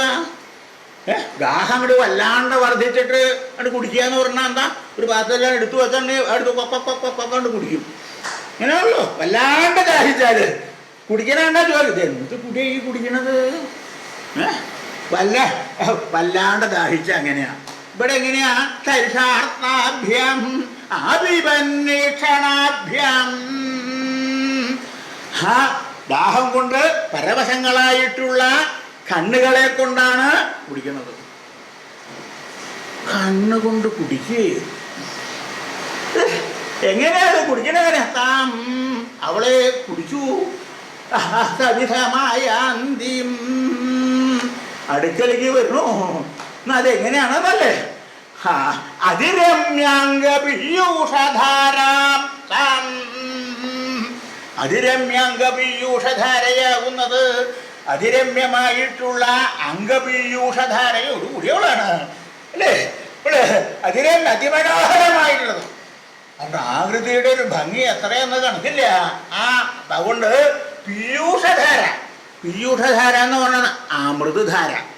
അമൃത് അല്ലേ? അതിങ്ങനെ അമൃത് ധാരയായിട്ട് ഇങ്ങനെ ഒഴുകണു, അല്ലേ? അങ്ങനെയാണല്ലോ അമൃത്. ആ അമൃത് എങ്ങനെയാണോ അതേപോലെയാണ്. അപ്പൊ അവരുടെ ശരീരത്തിന്റെ സൗന്ദര്യം എത്രയുണ്ട്? അതാണ് അതിരമ്യമായിട്ടുള്ളത്, അതിമനോഹരമായിട്ടുള്ളതാണ് ആ ശരീരം. അമൃതധാര പോലെ അതിമനോഹരമായിട്ടുള്ള ശരീരത്തോടു കൂടിയവളാണ്. അമൃതപാനം ചെയ്യണ പോലെയാണ്. എന്തായാലും അത്രയും സ്വാദുണ്ട്. എന്താ പറയാൻ കാരണം അതാണ്. ഈ അമൃതിൻ്റെ സ്വാദ് എത്രയാന്നുള്ളത് ഇപ്പം ആർക്കും നിശ്ചയില്ല. അനുഭവിച്ചവർക്കല്ലേ അറിയുള്ളൂ അല്ലേ? പറയാറുണ്ട് അമൃത് പോലെയാണ് എന്ന് പറയും. അമൃതിൻ്റെ അവസ്ഥ എന്താ? നല്ല സ്വാദാണ്, അമൃത് പോലെ മധുരമാണെന്ന് പറയും. ഈ സ്വാദ് എന്ന് പറഞ്ഞാൽ മധുരമാണോ? ചിലർക്ക് മധുരമാണ് സ്വാദ്, ചിലർക്ക് വേറെ ഒന്നാണ്. അങ്ങനെയല്ലേ? സ്വാദ് എന്ന് പറഞ്ഞാൽ അനുഭവിക്കാൻ വളരെ യോഗ്യമായിട്ടുള്ളത്, ഇഷ്ടമായിട്ടുള്ളത്, അതിനെയാണ് സ്വാദ് എന്ന് പറയാ. ഇവിടെയോ ഇതുപോലെ തന്നെയാണ്. അതിരമ്യാംഗപീയൂഷധാരാം എന്ന് തന്നെയല്ല. ഈ അമൃതം എന്ന് പറഞ്ഞുകൊണ്ട് എന്താ എന്നാണെങ്കിൽ അനുഭവിക്കും തോറും പിന്നെ അനുഭവിക്കാൻ തോന്നും. ഇതാണ് അമൃതൻ്റെ സ്വഭാവം. മറ്റുള്ളത് അങ്ങനെയല്ല. കുറച്ചുകൂടെ അനുഭവിച്ചാൽ മതി മതി എന്നപ്പോൾ തോന്നും അല്ലേ? അതല്ല, തൃപ്തി അറിയില്ല, പിന്നെയും പിന്നെയും പിന്നെയും പിന്നെ അനുഭവിക്കാൻ തോന്നണതാ അമൃത്. നീ ചെന്നാലോ ചെന്ന് കഴിഞ്ഞാൽ വിഷമ്യവും ഇല്ല. മറ്റുള്ള ആഹാരമൊക്കെ കഴിച്ചു കഴിഞ്ഞാൽ അബദ്ധാവും ഇല്ലേ? നീ മധുരമുള്ളതാണ് എന്ന് പറഞ്ഞാൽ കുറച്ചങ്ങോട്ട് ചെന്നാലോ അതോടുകൂടി കഴിയും, ആവശ്യമായിട്ട് തീരും. ഇത് തന്നെയല്ല, അനവധി ആൾക്ക് മധുരം കഴിക്കുക തന്നെ വയ്യ. അങ്ങനെയല്ലേ? മാന്ന് പറഞ്ഞാൽ തന്നെ വയ്യാത്തവരാ അതല്ലേ? എന്താ അമൃതന്റെ വൈഷമ്യമില്ല. ചെല്ലും തോറും പിന്നെയും പിന്നെ ആസ്വാദ്യമായിട്ടുള്ളതാണ്. പിന്നെയും കഴിക്കണം പിന്നെയും കഴിക്കണം എന്ന് തോന്നുന്നതാണ് അമൃത്. നീ കഴിക്കും തോറും ശരീരത്തിൽ നല്ല ആരോഗ്യം ഉണ്ടാവുകയും ചെയ്യും, നല്ല ബല വർദ്ധിക്കണതാണ് അമൃത്. അതുപോലെയാണ് കഴിക്കും തോറും പിന്നെയും പിന്നെയും പിന്നെയും കഴിക്കാൻ തോന്നുന്നു. അങ്ങനെയുള്ള അതിമനോഹരമായിട്ടുള്ളതാണ്. അതാണ് ഈ കണ്ണുകളെ കൊണ്ട് ആ ബീബൻ ഈക്ഷണാഭ്യം എന്നാൽ പാനം ചെയ്തു. എങ്ങനെ? ആ ബീബൻ ആസമന്താൽ പാനം ചെയ്തു എന്നാ. നല്ലപോലെ കുടിച്ചു എന്ന്, കഷ്ടിയായിട്ടല്ല. ഇങ്ങനെ നിതരാം ആ ബീബൻ നല്ല പോലെ പാനം ചെയ്തു. എന്നാൽ നീ പാനം ചെയ്തു എന്ന് പറഞ്ഞാൽ എന്താ? പോ കണ്ണുകൊണ്ട് കുടിച്ചു എന്ന് പറഞ്ഞാൽ എന്താണ് എന്നാണെങ്കിൽ ആ കണ്ട മുതൽക്ക് ആ ഗ്രഹത്തിൽ നിന്ന് ഇറങ്ങി നടന്നു തുടങ്ങിയ സമയത്തുങ്ങൾ തന്നെ ഈ അർജുനനെ ഇവിടെ നിന്നാ കാണാലോ. നല്ല പോലെ കണ്ടു. കണ്ണുകളെ കൊണ്ട് ഇങ്ങനെ നോക്കി തുടങ്ങി. കേശാദിപാദം പാദാദി കേശം കേശാദിപാദം ഇങ്ങനെ കാണുക, നല്ലപോലെ ഇങ്ങനെ കാണുകയാണ്. അങ്ങനെ കണ്ണുകളെ കൊണ്ട് അങ്ങനെ കണ്ടു തുടങ്ങിയിരുന്നു. കണ്ട് കണ്ട് കണ്ട് കുറെ കഴിഞ്ഞപ്പോ ആ ബീബൻ കുടിച്ചതുപോലെയായി. എന്താ കുടിച്ചാൽ എന്താ ഉണ്ടാവുക? ഒരു പദാർത്ഥം പാത്രത്തിൽ വെച്ചിട്ടുണ്ട്, അതെടുത്ത് കൊക്ക കുടിച്ചാൽ സംഭവിക്കുക എന്താ? അത് ഉള്ളിലാവും. സംശയമില്ലാവോ? കുടിച്ചു കഴിഞ്ഞാൽ ഉള്ളിലാവില്ലേ? ഇല്ലേ? ഇവിടെ അങ്ങനെ കേശാദിപാദം പാദാദി കേശം കണ്ട് കണ്ട് കണ്ട് കണ്ട് കഴിഞ്ഞപ്പോ അർജുനന്റെ ഉള്ളില് മുഴുവൻ ആ സുഭദ്രയായി തീർന്നു. അതാണ് ആ ബീബൻ എന്ന് പറയാൻ കാരണം. ഒരു വസ്തു, ഹർദ്രമായിട്ടൊരു വസ്തു കുടിച്ചു കഴിഞ്ഞാൽ എങ്ങനെയാണോ അന്തർഭാഗത്തെങ്കിലും നിറയുക, അതേപോലെ തന്നെ ആ ആകൃതിനെ കണ്ട് കണ്ട് കണ്ട് അർജുനന്റെ ഉള്ളില് സുഭദ്ര മാത്രമായിട്ട് തീർന്നു. അങ്ങനെ ആ ബീബൻ ക്രമത്തിൽ ഇങ്ങനെ അടുക്കളയ്ക്ക് വരുന്നു. അടുക്കളയ്ക്ക് അങ്ങനെ കണ്ട് കണ്ട് എന്തുണ്ടായി? തൃപ്തിയെ ഭജിച്ചു, തൃപ്തിയായിട്ട് തീർന്നു. അർജുനന് വളരെ വളരെ സന്തോഷമായി. എങ്ങനെ തൃപ്തി? നിരതിശൈനിയും തൃപ്തിയും ഭേജേ. നിരതിശൈനി വളരെ വളരെ വർദ്ധിച്ചത് അല്ലേ? അതിശയത്തോട് കൂടിയിട്ടുള്ളത്, അത്യത്ഭുതമായിട്ടുള്ളത് എന്ന് വേണം പറയാൻ. അങ്ങനെയുള്ള തൃപ്തിയെ ഭവിച്ചു, തൃപ്തിയായി തീർന്നു. അങ്ങനെ സുഭദ്ര അടുക്കലേക്ക് വന്നപ്പോൾ തന്നെ അർജുനന് വളരെ തൃപ്തിയായി. ഭക്ഷണപദാർത്ഥങ്ങളും കൊണ്ട് ആ ഗ്രഹത്തിൽ നിന്ന് പുറപ്പെട്ട് ഈ ഉദ്യാനത്തിൻ്റെ അടുക്ക് അവിടെ എത്തിയിട്ടുള്ളൂ. എൻ്റെ ഗതാഗ്രഹം ഇരിക്കണമെങ്കിൽ അവിടെ എത്തിയപ്പോഴേക്കുമ്പോൾ തന്നെ തൃപ്തിം ഭേജേ, വളരെ തൃപ്തിയായി തീർന്നു. അതിൻ്റെ ശേഷവും സുഭദ്ര ഈ പദാർത്ഥങ്ങളും കൊണ്ട് അവിടെ വന്നതിൻ്റെ ശേഷം അത് ഒരു ദിക്കിൽ വെച്ചു. വെച്ചതിൻ്റെ ശേഷം ഭക്ഷണം കഴിക്കാൻ വേണമല്ലോ. ഇത് ഇല വെച്ചിട്ട് കലക്കൊക്കെ എടുത്ത് വെച്ചു. ഭക്ഷണത്തിന് വേണ്ടിയിട്ട് സാധനങ്ങളൊക്കെ എടുത്ത് വെച്ചതിൻ്റെ ശേഷം ഈ സന്യാസികളൊക്കെ വന്ന് വലിയ ചെയ്തുകൊണ്ട് പറഞ്ഞു, ഈശ്വരൻ ഭിക്ഷയ്ക്കുള്ളതൊക്കെ എന്ന് പറയുമ്പോഴും ഇങ്ങനെ ഇരിക്കുക തന്നെയാണ്. ചിന്തയിട്ട് ഇങ്ങനെ ഇരിക്കുക, തൃപ്തിയായില്ലോ. അനങ്ങാടെ ഇങ്ങനെ ഇരിക്കുക. കണ്ടാൽ എന്താ തോന്നുക? ധ്യാനാണെന്നാ തോന്നുക. ധ്യാനിച്ചുകൊണ്ടിരിക്കുക. യോഗാഭ്യാസാദികളുണ്ടല്ലോ, ആ കൂട്ടത്തിലാണെന്നാണ് തോന്നുക. അനങ്ങാണ്ട് അവിടെ നിന്നു. അത് കഴിഞ്ഞ് ഒന്നുകൂടി പറഞ്ഞു, ഭിക്ഷയ്ക്കുള്ള കുറഞ്ഞുണ്ട്. പിന്നെയും സാവധാനത്തിലാണ്, വളരെ പതുക്കെയാണ്. അവിടെ നിന്ന് എണീറ്റ് ചെന്ന് കാല് കഴിക്കുക. ഇതിൽപ്പെട്ടതാണ്. ചെന്ന് കാല് കഴിച്ചു. കാല് കഴുകുക. ആ സുഭദ്ര തന്നെ ഒന്ന് വെള്ളം കിണ്ടിയിലെടുത്തു കൊണ്ടുവന്ന് അവിടെ ഇരുന്ന് കാല് കഴുകാനുള്ള ദിക്കിലിരുന്ന് കാല് കഴുകിച്ച് അതിനെ ആഗമിക്കാനൊക്കെ കൊടുത്തു. അതിൻ്റെ ശേഷം ഇവിടെ വന്ന് ആ വലിയ അവിടെ വന്നിരുന്നു. ഇരുന്നതിൻ്റെ ശേഷം അന്നജാതമല്ലോ ഭക്ഷണപദാർത്ഥം അത് സുഭദ്ര തന്നെ വിളമ്പി കൊടുക്കുക ഓരോന്നായിട്ട്. അപ്പോൾ സഖിമാരെ അവിടെ വച്ചതിൻ്റെ ശേഷം സഖിമാരെ അവിടെ നിന്ന് ചങ്ങട് മാറി നിന്നു. സുഭദ്ര തന്നെ ഓരോ പദാർത്ഥങ്ങൾ ആ ഇലയിരുന്നു. ഇല തുടച്ചു. അത് കഴിഞ്ഞ് ഇലയിൽ ഓരോ പദാർത്ഥം വിളമ്പി. ആദ്യം എന്തെങ്കിലും ഒന്ന് വിളമ്പുക, ഏതെങ്കിലും പഴമോ ശർക്കര അങ്ങനെ എന്തെങ്കിലും ഒന്ന് വിളമ്പി. അത് കഴിഞ്ഞ് ആദ്യം ചോറ് വിളമ്പി. പിന്നെ എന്തെങ്കിലും ഉപദേശങ്ങൾ ചിലത് വിളമ്പുക ആദ്യം. അതിനൊരു ക്രമമുണ്ട്. അതിൻ്റെ വശത ഉണ്ടാവണം, എന്നാലേ ആവുള്ളൂ. അവിടെ അത് കഴിഞ്ഞ് ആ സന്യാസിക്ക് യോഗ്യമായ ജീവിതത്തിൽ ഒഴിച്ചു കൊടുക്കുക. അതൊക്കെ കഴിഞ്ഞ് ഓരോ പദാർത്ഥങ്ങളായിട്ട് ഇങ്ങനെ വളർത്തി തുടങ്ങി. അന്നജാതം തൃപ്തിയാവ് കഴിഞ്ഞു ആദ്യം തന്നെ. അത് കഴിഞ്ഞിട്ട് ആ ഭക്ഷണ പദാർത്ഥങ്ങൾ ഓരോന്നായിട്ട് അന്നജാതം അത് നിരതിശൈനിയും തൃപ്തി ഭേജേ. എന്നിട്ടോ ഭക്ഷണപദാ ഓരോന്നായിട്ട് അന്നജാതം എന്നാണ്. ചോറ് മാത്രമല്ല, പിന്നെന്ത് വേണം? അതിന് വേണ്ട ഉപദംശങ്ങൾ വേണം, എന്നാലേ ആവുള്ളൂ. അല്ലാണ്ട് ചോറ് തന്നെ വളർത്തിയാൽ പോരല്ലോ. അതിന് യോജിക്കുന്നതായിട്ടുള്ള പദാർത്ഥങ്ങൾ അത് ഓരോന്നായിട്ട് വളർത്തി കൊടുക്കണം. അങ്ങനെ എന്നിട്ട് ആ പദാർത്ഥങ്ങൾ ഓരോന്ന് വിളമ്പി പാകത്തിന് ഓരോന്ന് പാകത്തിന് വിളമ്പി കൊടുത്തുകൊണ്ട് സുഭദ്ര അടുക്ക് അവിടെ നിൽക്കണു. അങ്ങനെ വിളമ്പി കൊടുക്കണം. അങ്ങനെ തസ്യ ആ സന്യാസിക്ക് തൃപ്തിക്കായിട്ട് തീർന്നു. വളരെ തൃപ്തിയായിട്ട് തീർന്നു ഭക്ഷണ പദാർത്ഥങ്ങൾ. ഇതെങ്ങനെയാണ് എന്നാണെങ്കിൽ തൽക്കരാംഭോജ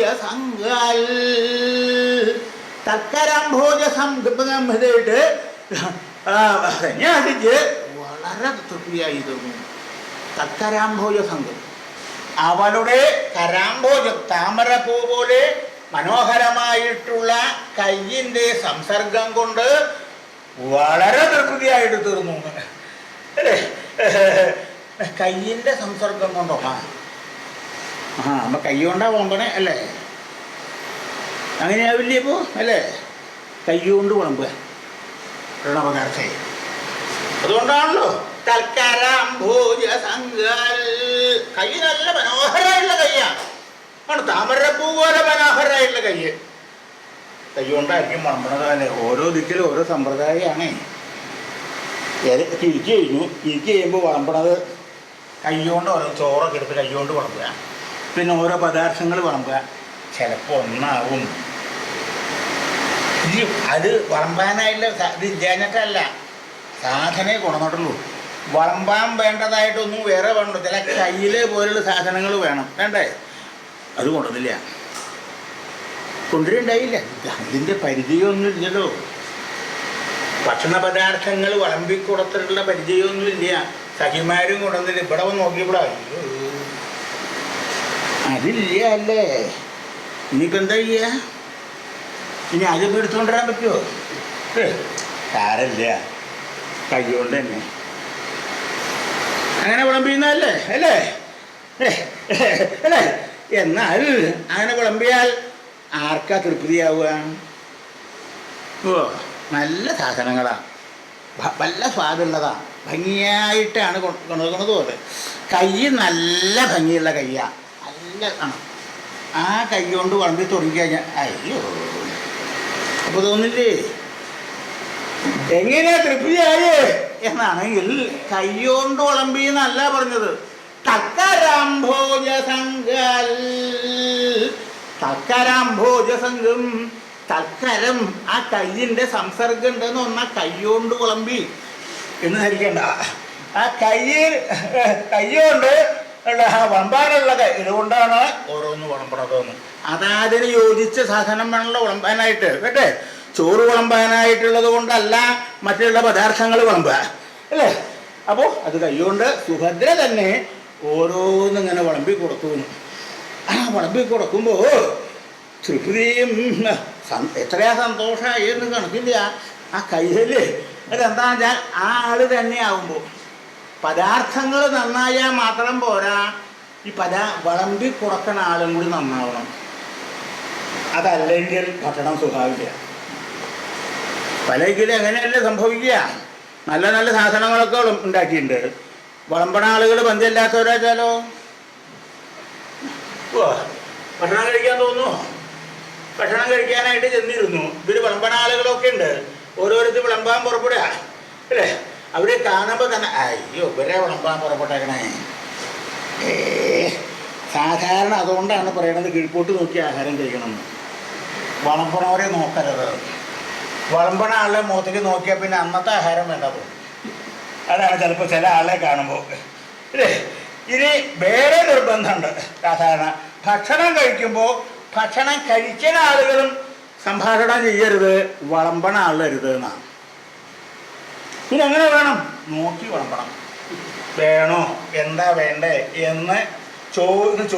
സാധാരണ ഇപ്പം അങ്ങനെയല്ല, വേണോ ഇത് വേണോ വേണോ വേണോ ചോദിച്ച് നടക്കുക അല്ല.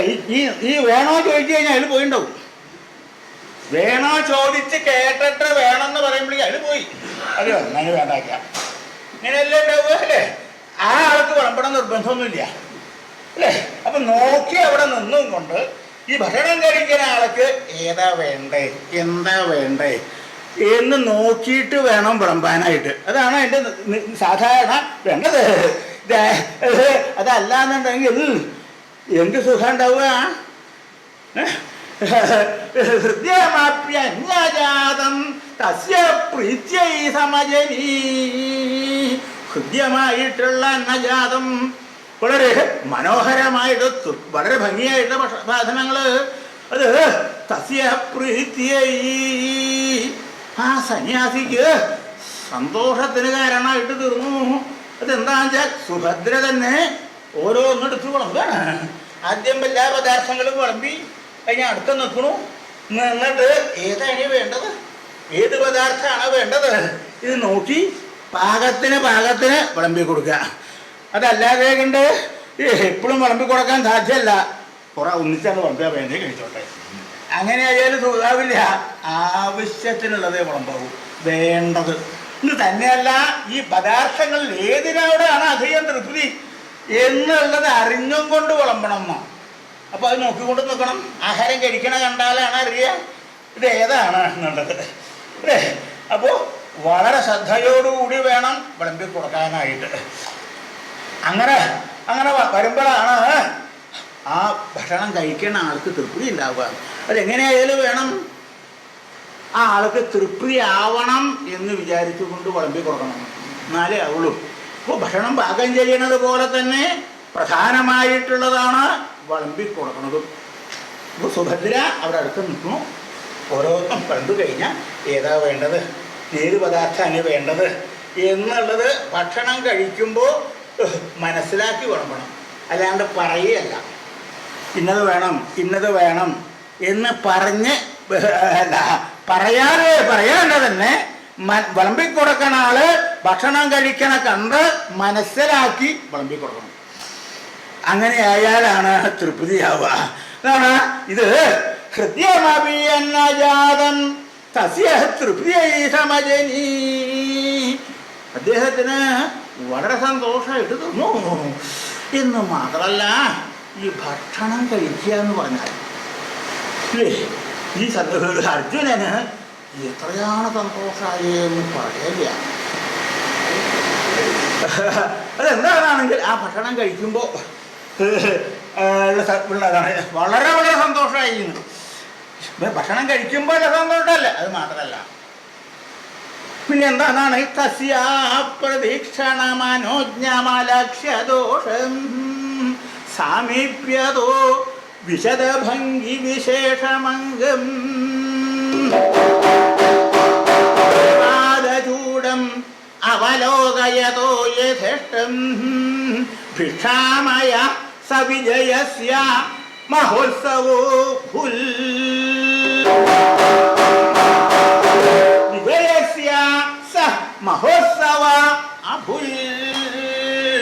വിജയന് അത് മഹോത്സവമായിട്ട് ഭവിച്ചു. അർജുനന് സന്യാസി വേഷധാരിയായിട്ട് അർജുനന് സ മഹോത്സവ ഇത് മഹോത്സവമായി. ഏത് ഭിക്ഷാമയ സ ഭിക്ഷാമയമായിട്ടത് ഭക്ഷണം കഴിക്കുക എന്നുള്ളത് മഹോത്സവമായി. മഹോത്സവം എന്ന് പറഞ്ഞാൽ വലുതായിട്ടുള്ള ഉത്സവം, ശ്രേഷ്ഠമായിട്ടുള്ള ഉത്സവം. അതാണ് മഹോത്സവം എന്ന് പറയാൻ കാരണം. മഹോത്സവ അഭുൽ. എന്താ ഈ ഉത്സവം എന്ന് പറഞ്ഞാൽ എന്താ? ഭക്ഷണം കഴിക്കൽ ഉത്സവമാവോ? ഭക്ഷണം കഴിക്കുന്നതും ഉത്സവമായിട്ട് എന്താ ബന്ധമുണ്ട്? ഉത്സവച്ചെന്താ മനസ്സിലാക്കിയിട്ടുണ്ടോ? എന്താ ഉത്സവം? ഉത്സവം വെച്ചാൽ ഉത്സവം എന്ന് പറഞ്ഞാൽ സകല ജനങ്ങൾക്കും സകല ഇന്ദ്രിയങ്ങൾക്കും ആനന്ദപ്രദമായിട്ടുള്ളതിനെയാണ് ഉത്സവം എന്ന് പറയാം. ഉത്സവം എന്ന് പറയണമെങ്കിൽ അങ്ങനെ വേണം. എല്ലാവർക്കും എല്ലാ ജനങ്ങൾക്കും ആനന്ദിക്കാൻ പറ്റണം അല്ലേ? അങ്ങനെയുള്ളത്. ഇവിടെ വിജയസ്യ ഇവിടെ വിജയൻ ഒരാളേ ഉള്ളൂ, അദ്ദേഹത്തിന് മാത്രമാണ്. സാധാരണ ഉത്സവം എന്ന് പറഞ്ഞാൽ എല്ലാവർക്കും സന്തോഷപ്രദമാവണം എന്ന്, പഞ്ചേന്ദ്രിയങ്ങൾക്കും ആനന്ദം ഉണ്ടാവണം എന്നാണ് പറയാ. ഉത്സവം എന്ന് പറഞ്ഞാല് ഇവിടെയോ മഹോത്സവ അഭുൽ. മഹോത്സവം ഭക്ഷണം കഴിക്കുമ്പോൾ നാവിന് മാത്രം സന്തോഷമായാൽ പോരാ, ഇവിടെ എല്ലാ തരത്തിലും സന്തോഷമായിട്ട് തീർന്നു, ആനന്ദമായിട്ട് തീർന്നു എന്നാണ് പറയണത്. ഭിക്ഷാഹമായ സഹ. എന്താ പറയാ? ഭക്ഷണം നല്ല സ്വാദുള്ള ഭക്ഷണം, അത് ഭംഗിയായിട്ട് ഭക്ഷിക്കുന്നു, അത്രയല്ലേ ഉള്ളൂ അല്ലേ? അങ്ങനെയല്ല. ഭക്ഷണം കഴിക്കണതിൻ്റെ സമ്പ്രദായം എന്താ? അത് ഇങ്ങനെ ഇപ്പോഴത്തെ കാലത്ത് നോക്കിയാൽ പോരാ, ഇന്ന് ഭക്ഷണം കഴിക്കുന്ന രീതിയായാൽ പോരാന്ന്. അതാ പറയാൻ കാരണം. എങ്ങനെ വേണം? സാധാരണ പലക വെച്ച് ഇല വെച്ച് ഇലയിൽ നിലത്തിരുന്ന് ഭക്ഷണം കഴിക്കുമ്പോഴത്തെ സമ്പ്രദായമാണ് പറയുന്നത്. അങ്ങനെയാണെങ്കിൽ അത് മഹോത്സവം തന്നെയായിട്ട് തീരും. ഇപ്പം അങ്ങനെയല്ലല്ലോ. എങ്ങനെയെങ്കിലും ഉദരപൂരണത്തിന് സാധനം മാത്രമേ ഉള്ളൂ. ഒന്നിൻ്റെ മുകളിൽ കയറിയിരുന്ന് മറ്റൊന്നിൻ്റെ മുകളിൽ നിന്ന് ഉള്ളിലേക്കാക്കുക. അവിടെ കഴിയുമ്പോൾ വയറ് നിറയുമ്പോൾ എനിക്ക് പോവുക, അത്രയേ ഉള്ളൂ അല്ലേ? ഇതങ്ങനെയല്ല. അങ്ങനെ ഭക്ഷണം കഴിക്കുമ്പോഴത്തെ അനുഭവം ഈ പറഞ്ഞാൽ മനസ്സിലാവുമെന്ന് നിശ്ചയിച്ചപ്പോഴേ അങ്ങനെ കഴിച്ചു പരിചയിച്ചാലേ അത് അതിൻ്റെ ഗ്രഹീതം മനസ്സിലാവുള്ളൂ അല്ലേ? അങ്ങനെ ഇവിടെ സന്യാസി അങ്ങനെയാണല്ലോ, പല ഇരുന്ന് ഇല വെച്ചാണ്. അങ്ങനെ വരുമ്പോൾ ഉത്സവമായിട്ട് തോന്നും. എന്താ അതെന്നാണെങ്കിൽ തസ്യ അംഗം അവളുടെ ശരീരം അവലോകനം ചെയ്തുകൊണ്ട് ആ സുഭദ്ര അവിടെ നിൽക്കുന്നു, മുമ്പിൽ അവിടെ നിൽക്കുന്നുണ്ട്. സുഭദ്രയുടെ ശരീരം അംഗം കണ്ടുകൊണ്ടാണ്. അത് കണ്ടില്ലേ? ആദ്യം വരുമ്പോൾ തന്നെ കണ്ടു, നല്ലോണം കണ്ടു അടുക്കെ. ഭക്ഷണം അല്ലേ? അത് കഴിഞ്ഞ് കാല് കഴിക്കുമ്പോഴും കണ്ടു അല്ലേ? ഇതൊക്കെ ഇവിടെ പതുക്കെ ഉണ്ടായിരുന്നത്. വളരെ സാവധാനത്തിലാണ് കാല് കഴുകൽ അങ്ങോട്ട് കഴിയില്ല. എന്താണെന്ന് വെച്ചാൽ അത് കഴിഞ്ഞാൽ കഴിഞ്ഞില്ല വെച്ചിട്ടാ, വേറൊന്നും ഉണ്ടായിട്ടില്ല. വളരെ പതുക്കെയാണ്, ഒക്കെ സാവധാനത്തിലാണ്. അപ്പോ കാണ കഴിഞ്ഞതല്ലേ, പിന്നെന്താ അങ്ങനെ ധരിച്ചേക്കണല്ലേ, കാണ് കഴിഞ്ഞു കഴിയലില്ലത്. അവിടെ മുമ്പിൽ ഇരിക്കുമ്പോൾ എന്താണ് എങ്ങനെയാണെങ്കിൽ ആപാദചൂടം അവലോകയനായിട്ടാണ്. ആപാദചൂടം പാദം മുതൽ ചൂട വരെ, കാല് മുതൽ ശിരസ് വരെ അവലോകയത അവലോകനം ചെയ്യുന്നു, കാണുന്നു. കാലുമ്പം നോക്കി ശിരസ് വരെ കാണുന്നത്. ഭക്ഷണം കഴിക്കുമ്പോഴോ അങ്ങനെ കാണാൻ പറ്റുമോ? ആലോചിക്കുകയാണല്ലേ പറ്റുമോ എന്നുള്ളത്. ഇപ്പം ഇരിക്കുന്ന ഭക്ഷണം പോലെ ആയാൽ കാണാൻ പറ്റില്ല, അങ്ങനെ ആയാലാണ് കാണാൻ പറ്റുക. ഒന്ന് ആലോചിച്ച് നോക്കിയോളൂ. എങ്ങനെയാണ് അങ്ങനെ ഇരുന്നാൽ ഭക്ഷണം വിളമ്പിത്തരാനുള്ള ആള് മുമ്പിൽ അവിടെ വന്ന് നോക്കും ഇല്ലേ? അപ്പോൾ സാധാരണ ഭക്ഷണം കഴിക്കാതിരിക്കുമ്പോൾ ഇരുന്ന് കഴിഞ്ഞാൽ കീഴ്പോട്ടാൻ നോക്കുക, ഇലയിലേക്കാൻ നോക്കുക അല്ലേ? അപ്പോൾ ഇലയുടെ മുമ്പിൽ നിൽക്കുന്ന ആളെ കാണില്ലേ? ആടെ എന്താ കാണുക? ആദ്യം കാല്, അതാണ് ആപാദം എന്ന് പറഞ്ഞു. പാദം കാണാൻ പറ്റും അല്ലേ? ഇതെങ്ങനെ നല്ലോണം കാണാൻ ഭംഗിയായിട്ട് കാണാൻ പറ്റും ഇല്ലേ? അതാണ് അങ്ങനെ പറയാനുള്ള കാരണം. അത് കഴിഞ്ഞാലോ ഭക്ഷണം കഴിക്കാൻ എന്താ ചെയ്യുക? പദാർത്ഥം വിളമ്പിയാൽ കൂട്ടി ഉരുട്ടിയിട്ട് ഉരുളയാക്കും. ഉരുളയാക്കിയിട്ട് കഴിക്കുമ്പോൾ എങ്ങനെയാണ്? അങ്ങനെ ഇരിക്കുന്ന ആൾ കഴിക്കുമ്പോൾ ഇങ്ങനെയാണ് കഴിക്കുക അല്ലേ? ആലോചിച്ചിട്ട് പറയാൻ വേണ്ടിയിട്ടോ. ഭക്ഷണം കഴിക്കുമ്പോൾ അങ്ങനെ കഴിക്കുമ്പോൾ എന്താ ഉണ്ടാവുക? ആപാദചൂടമവലോകയത.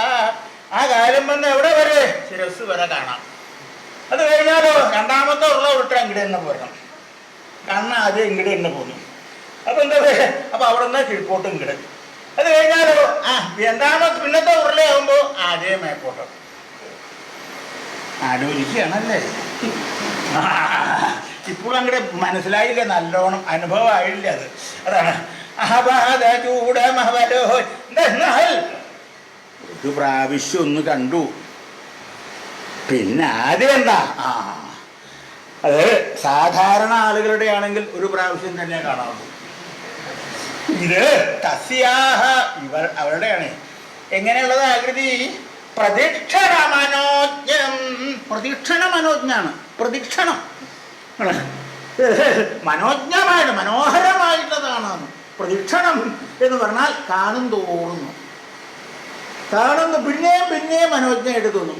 ഒരിക്കൽ കണ്ടു കഴിഞ്ഞാൽ രണ്ടാമത് കാണുമ്പോൾ അതിന് ഭംഗിയായി തോന്നുന്നു. അർജുനന് ആദ്യം ഒന്ന് കണ്ടു, അതിമനോഹരമാണ്. കഴിഞ്ഞാൽ പിന്നെ നോക്കുമ്പോഴോ ആദ്യം അതിലും മനോഹരമാണ്, പിന്നെ നോക്കുമ്പോഴോ അതിലും മനോഹരമാണ്. അപ്പോൾ കണ്ടിട്ട് അങ്ങോട്ട് അവസാനം മതിയാവില്ല. പ്രദക്ഷിണ മനോജ്ഞം മനോഹരമായിട്ടുള്ള ആകൃതിയാണ്. മനോഹരമായിട്ടുള്ള ആകൃതിയാകുമ്പോൾ കണ്ടാൽ അങ്ങോട്ട് മതിയാവും കിട്ടുമോ? മതിയാവില്ല, പിന്നെയും കാണുന്നില്ല അല്ലേ? അത് കഴിഞ്ഞാലോ ഇനി ആ മനോഹാരിതയ്ക്ക് എന്തെങ്കിലും ഭംഗം വരുന്നത് എങ്ങനെയാ? എന്തെങ്കിലും ഒരു ദോഷം കാണാം. ഇങ്ങനെ സൂക്ഷിച്ച് നോക്കുമ്പോൾ എന്തെങ്കിലും എവിടെയെങ്കിലും ഒരു ദോഷം കാണും. വിശദഭംഗി വിശേഷം, വിശദഭംഗിയാണ് അല്ലേ? അങ്ങനെ സൂക്ഷിച്ച് നോക്കുമ്പോൾ കാണാണ്ടിരിക്കില്ല. ഇപ്പൊ എങ്ങനെയാ? പ്രദക്ഷിണമനോജ്ഞം അലക്ഷ്യദോഷം. അലക്ഷ്യദോഷമാണ്, ഒരു ദോഷവും കാണാൻ പറ്റുന്നില്ല. എന്തെങ്കിലും ഒരു ദോഷം കാണണ്ടേ? എവിടെയെങ്കിലും പാദം മുതൽക്ക് ശിരസ് വരെ സാവധാനം നോക്കിയിട്ട് ഏതെങ്കിലും ഒരു അംഗത്തിന് എന്തെങ്കിലും ഒരു ദോഷം കാണുക ഇല്ല. കാണുന്നതോ അതിമനോഹരമായിട്ടാണ് തോന്നുന്നത്. ഓരോ അവയവങ്ങളും ആ അംഗങ്ങളും പ്രത്യംഗങ്ങളും ഒക്കെ തന്നെ അതിമനോഹരം എന്നാണ് തോന്നണത്. ദോഷങ്ങളെ ഒരിക്കലുമില്ല. അലക്ഷ്യദോഷം എന്ന് മാത്രമല്ല സാമീപ്യതാഹ. മുമ്പ് കണ്ടതേ നോക്കെ അടുക്ക വരുന്നവരെ കണ്ടു. ഇപ്പോഴോ സാമീപ്യത അടുക്ക നിൽക്കുന്നത്. താൻ ഭക്ഷണം കഴിക്കാൻ എൻ്റെ അടുക്ക്. അങ്ങനെ വന്നപ്പോൾ എന്താ? വിശദഭംഗി വിശേഷം അംഗം.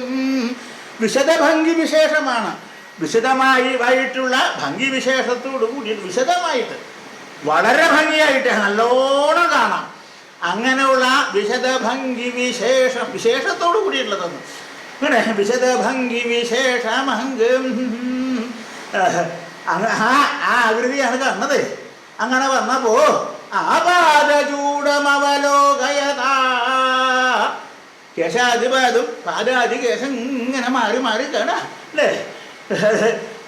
അങ്ങനെ വന്നപ്പോ ആ അദ്ദേഹത്തിന് ഭിക്ഷാമയമായിട്ടുള്ള മഹോത്സവ അഭുൽ മഹോത്സവമായിട്ട് തീർന്നു.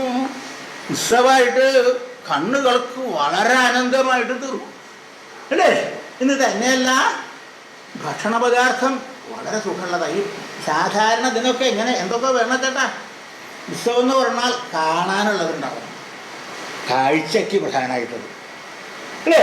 ഈ കാഴ്ചയ്ക്ക് കാണുമ്പോൾ എന്താ ഉണ്ടാവുക? ഉത്സവം കാണാൻ പോകുമ്പോൾ അല്ലേ കണ്ടാൽ മതിയാവില്ല.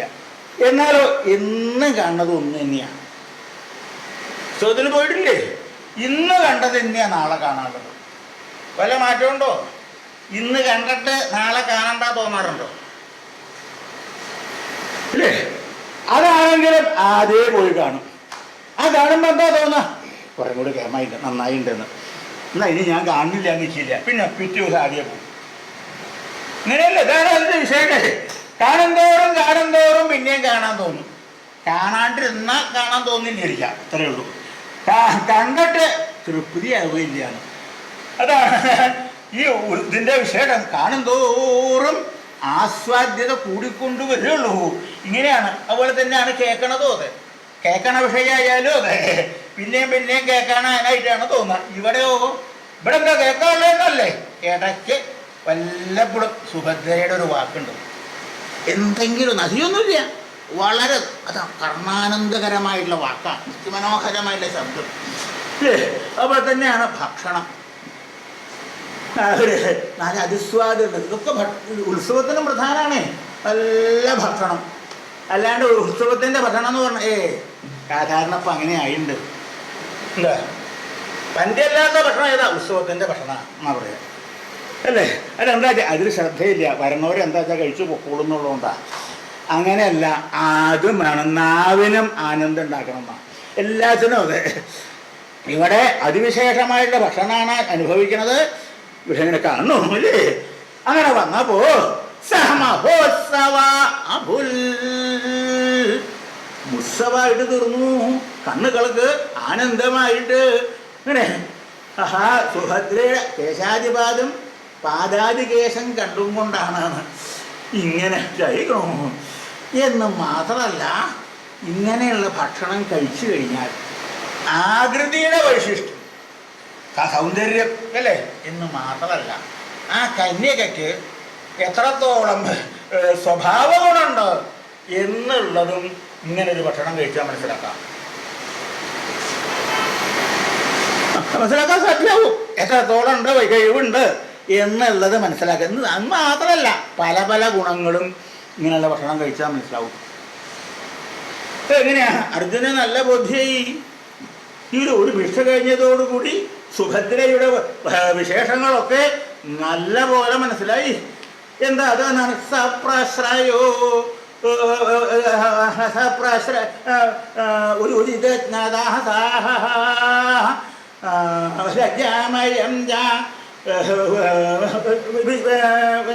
വിജേഷ്ടിതം തൽപ്യാദരാസ്തദഭിമൗഢ്യമുദാരദാസാഃ സർവം വിമോഹനമജായത പാണ്ഡുസൂനോ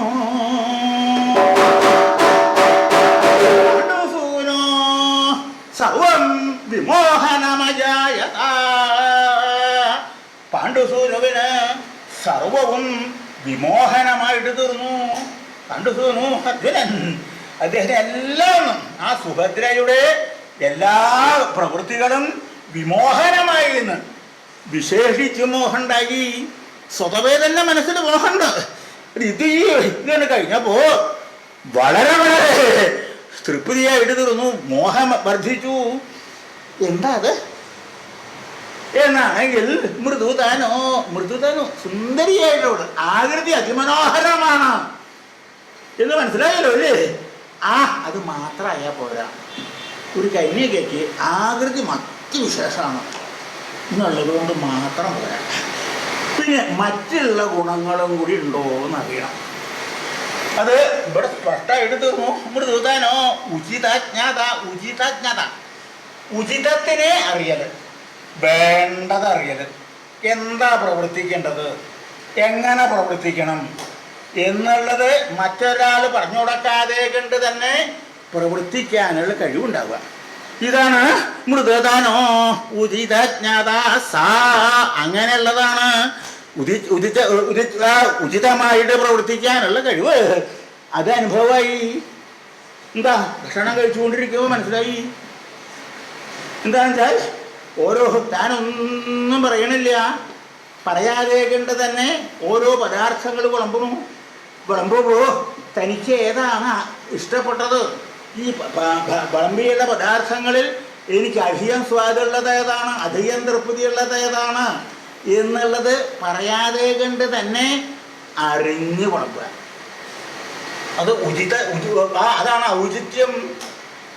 അതല്ലാതെ കണ്ട് ഭക്ഷണം കഴിക്കായിരുന്നു, തനിക്ക് ഇന്ന സാധനം വിളമ്പ എന്ന് പറഞ്ഞ് വിളിച്ച് വിളമ്പിക്കലല്ലേ, അതല്ല ഉചിതജ്ഞത. ഭക്ഷണം പദാർത്ഥങ്ങൾ അനുഭവിക്കുമ്പോൾ മനസ്സിലാവും ഇന്ന പദാർത്ഥം വേണം, ഇന്നത് വേണം എന്നുള്ളത് മനസ്സിലാവും. ഇനി വേറെ ഒരു അർത്ഥം കൂടി ഉണ്ട്.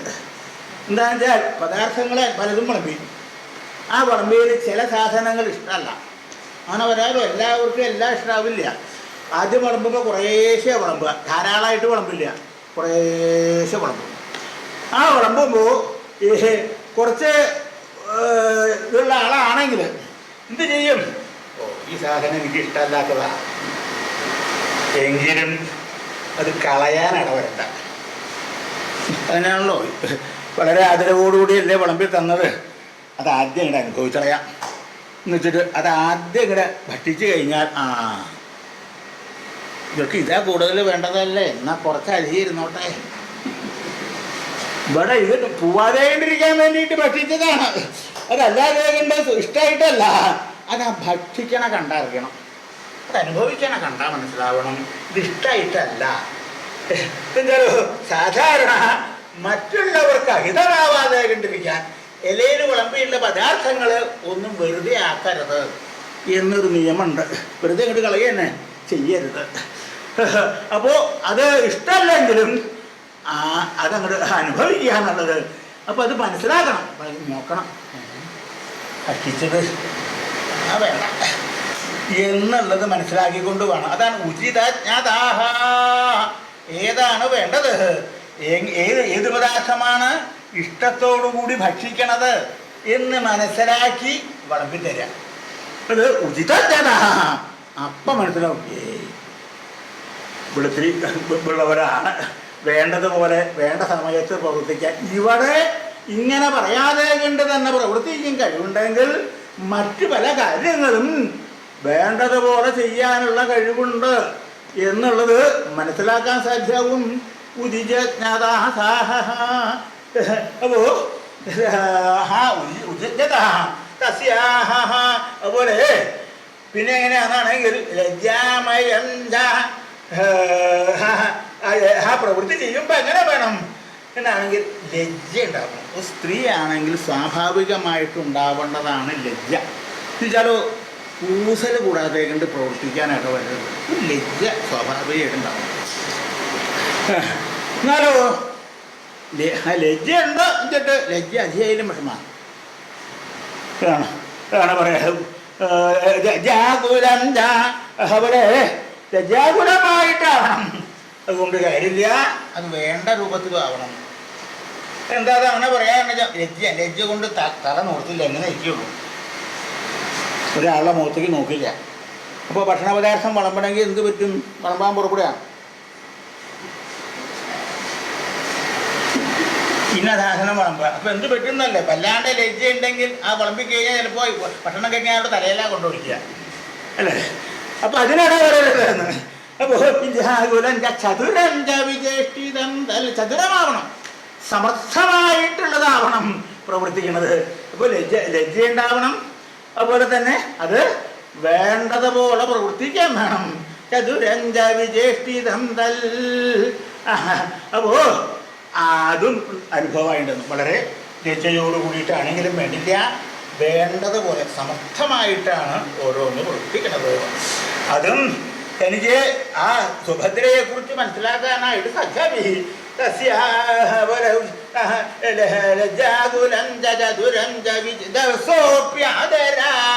ആദരവ്, ഒരാളോട് ബഹുമാനം ഉണ്ടാവേണ്ടത് തന്നെയാണ്. വളരെ ആദരവോടുകൂടി വേണം പ്രവർത്തിക്കാനായിട്ട്. ഓരോന്നും ഭക്ഷണപദാർത്ഥങ്ങൾ വിളമ്പുമ്പോൾ ആദരവോടുകൂടി വേണം. അല്ലെങ്കിലോ ആദരവില്ലാണ്ട് വിളമ്പലില്ലേ? പിന്നെ സാധനം വേണമെന്നുണ്ടെങ്കിൽ വിളമ്പി കഴിഞ്ഞാൽ ചിലപ്പോൾ ഇലയിലാണ് വീഴേണ്ടത്, മനസ്സിരുത്തി വിളമ്പിയില്ലെങ്കിൽ ഇലയെന്നല്ല ശരീരത്തിലേക്ക് ആവും. അപ്പോൾ എന്ത് വേണം? പാകത്തിന് വിളമ്പണം. ആ ആളോട് ബഹുമാനത്തോടു കൂടി വേണം. ഭക്ഷണം കഴിക്കുന്ന ആളാരാണോ അയാളോടുള്ള ബഹുമാനത്തോടു കൂടി വേണം വിളമ്പി കൊടുക്കാൻ. അതാണ്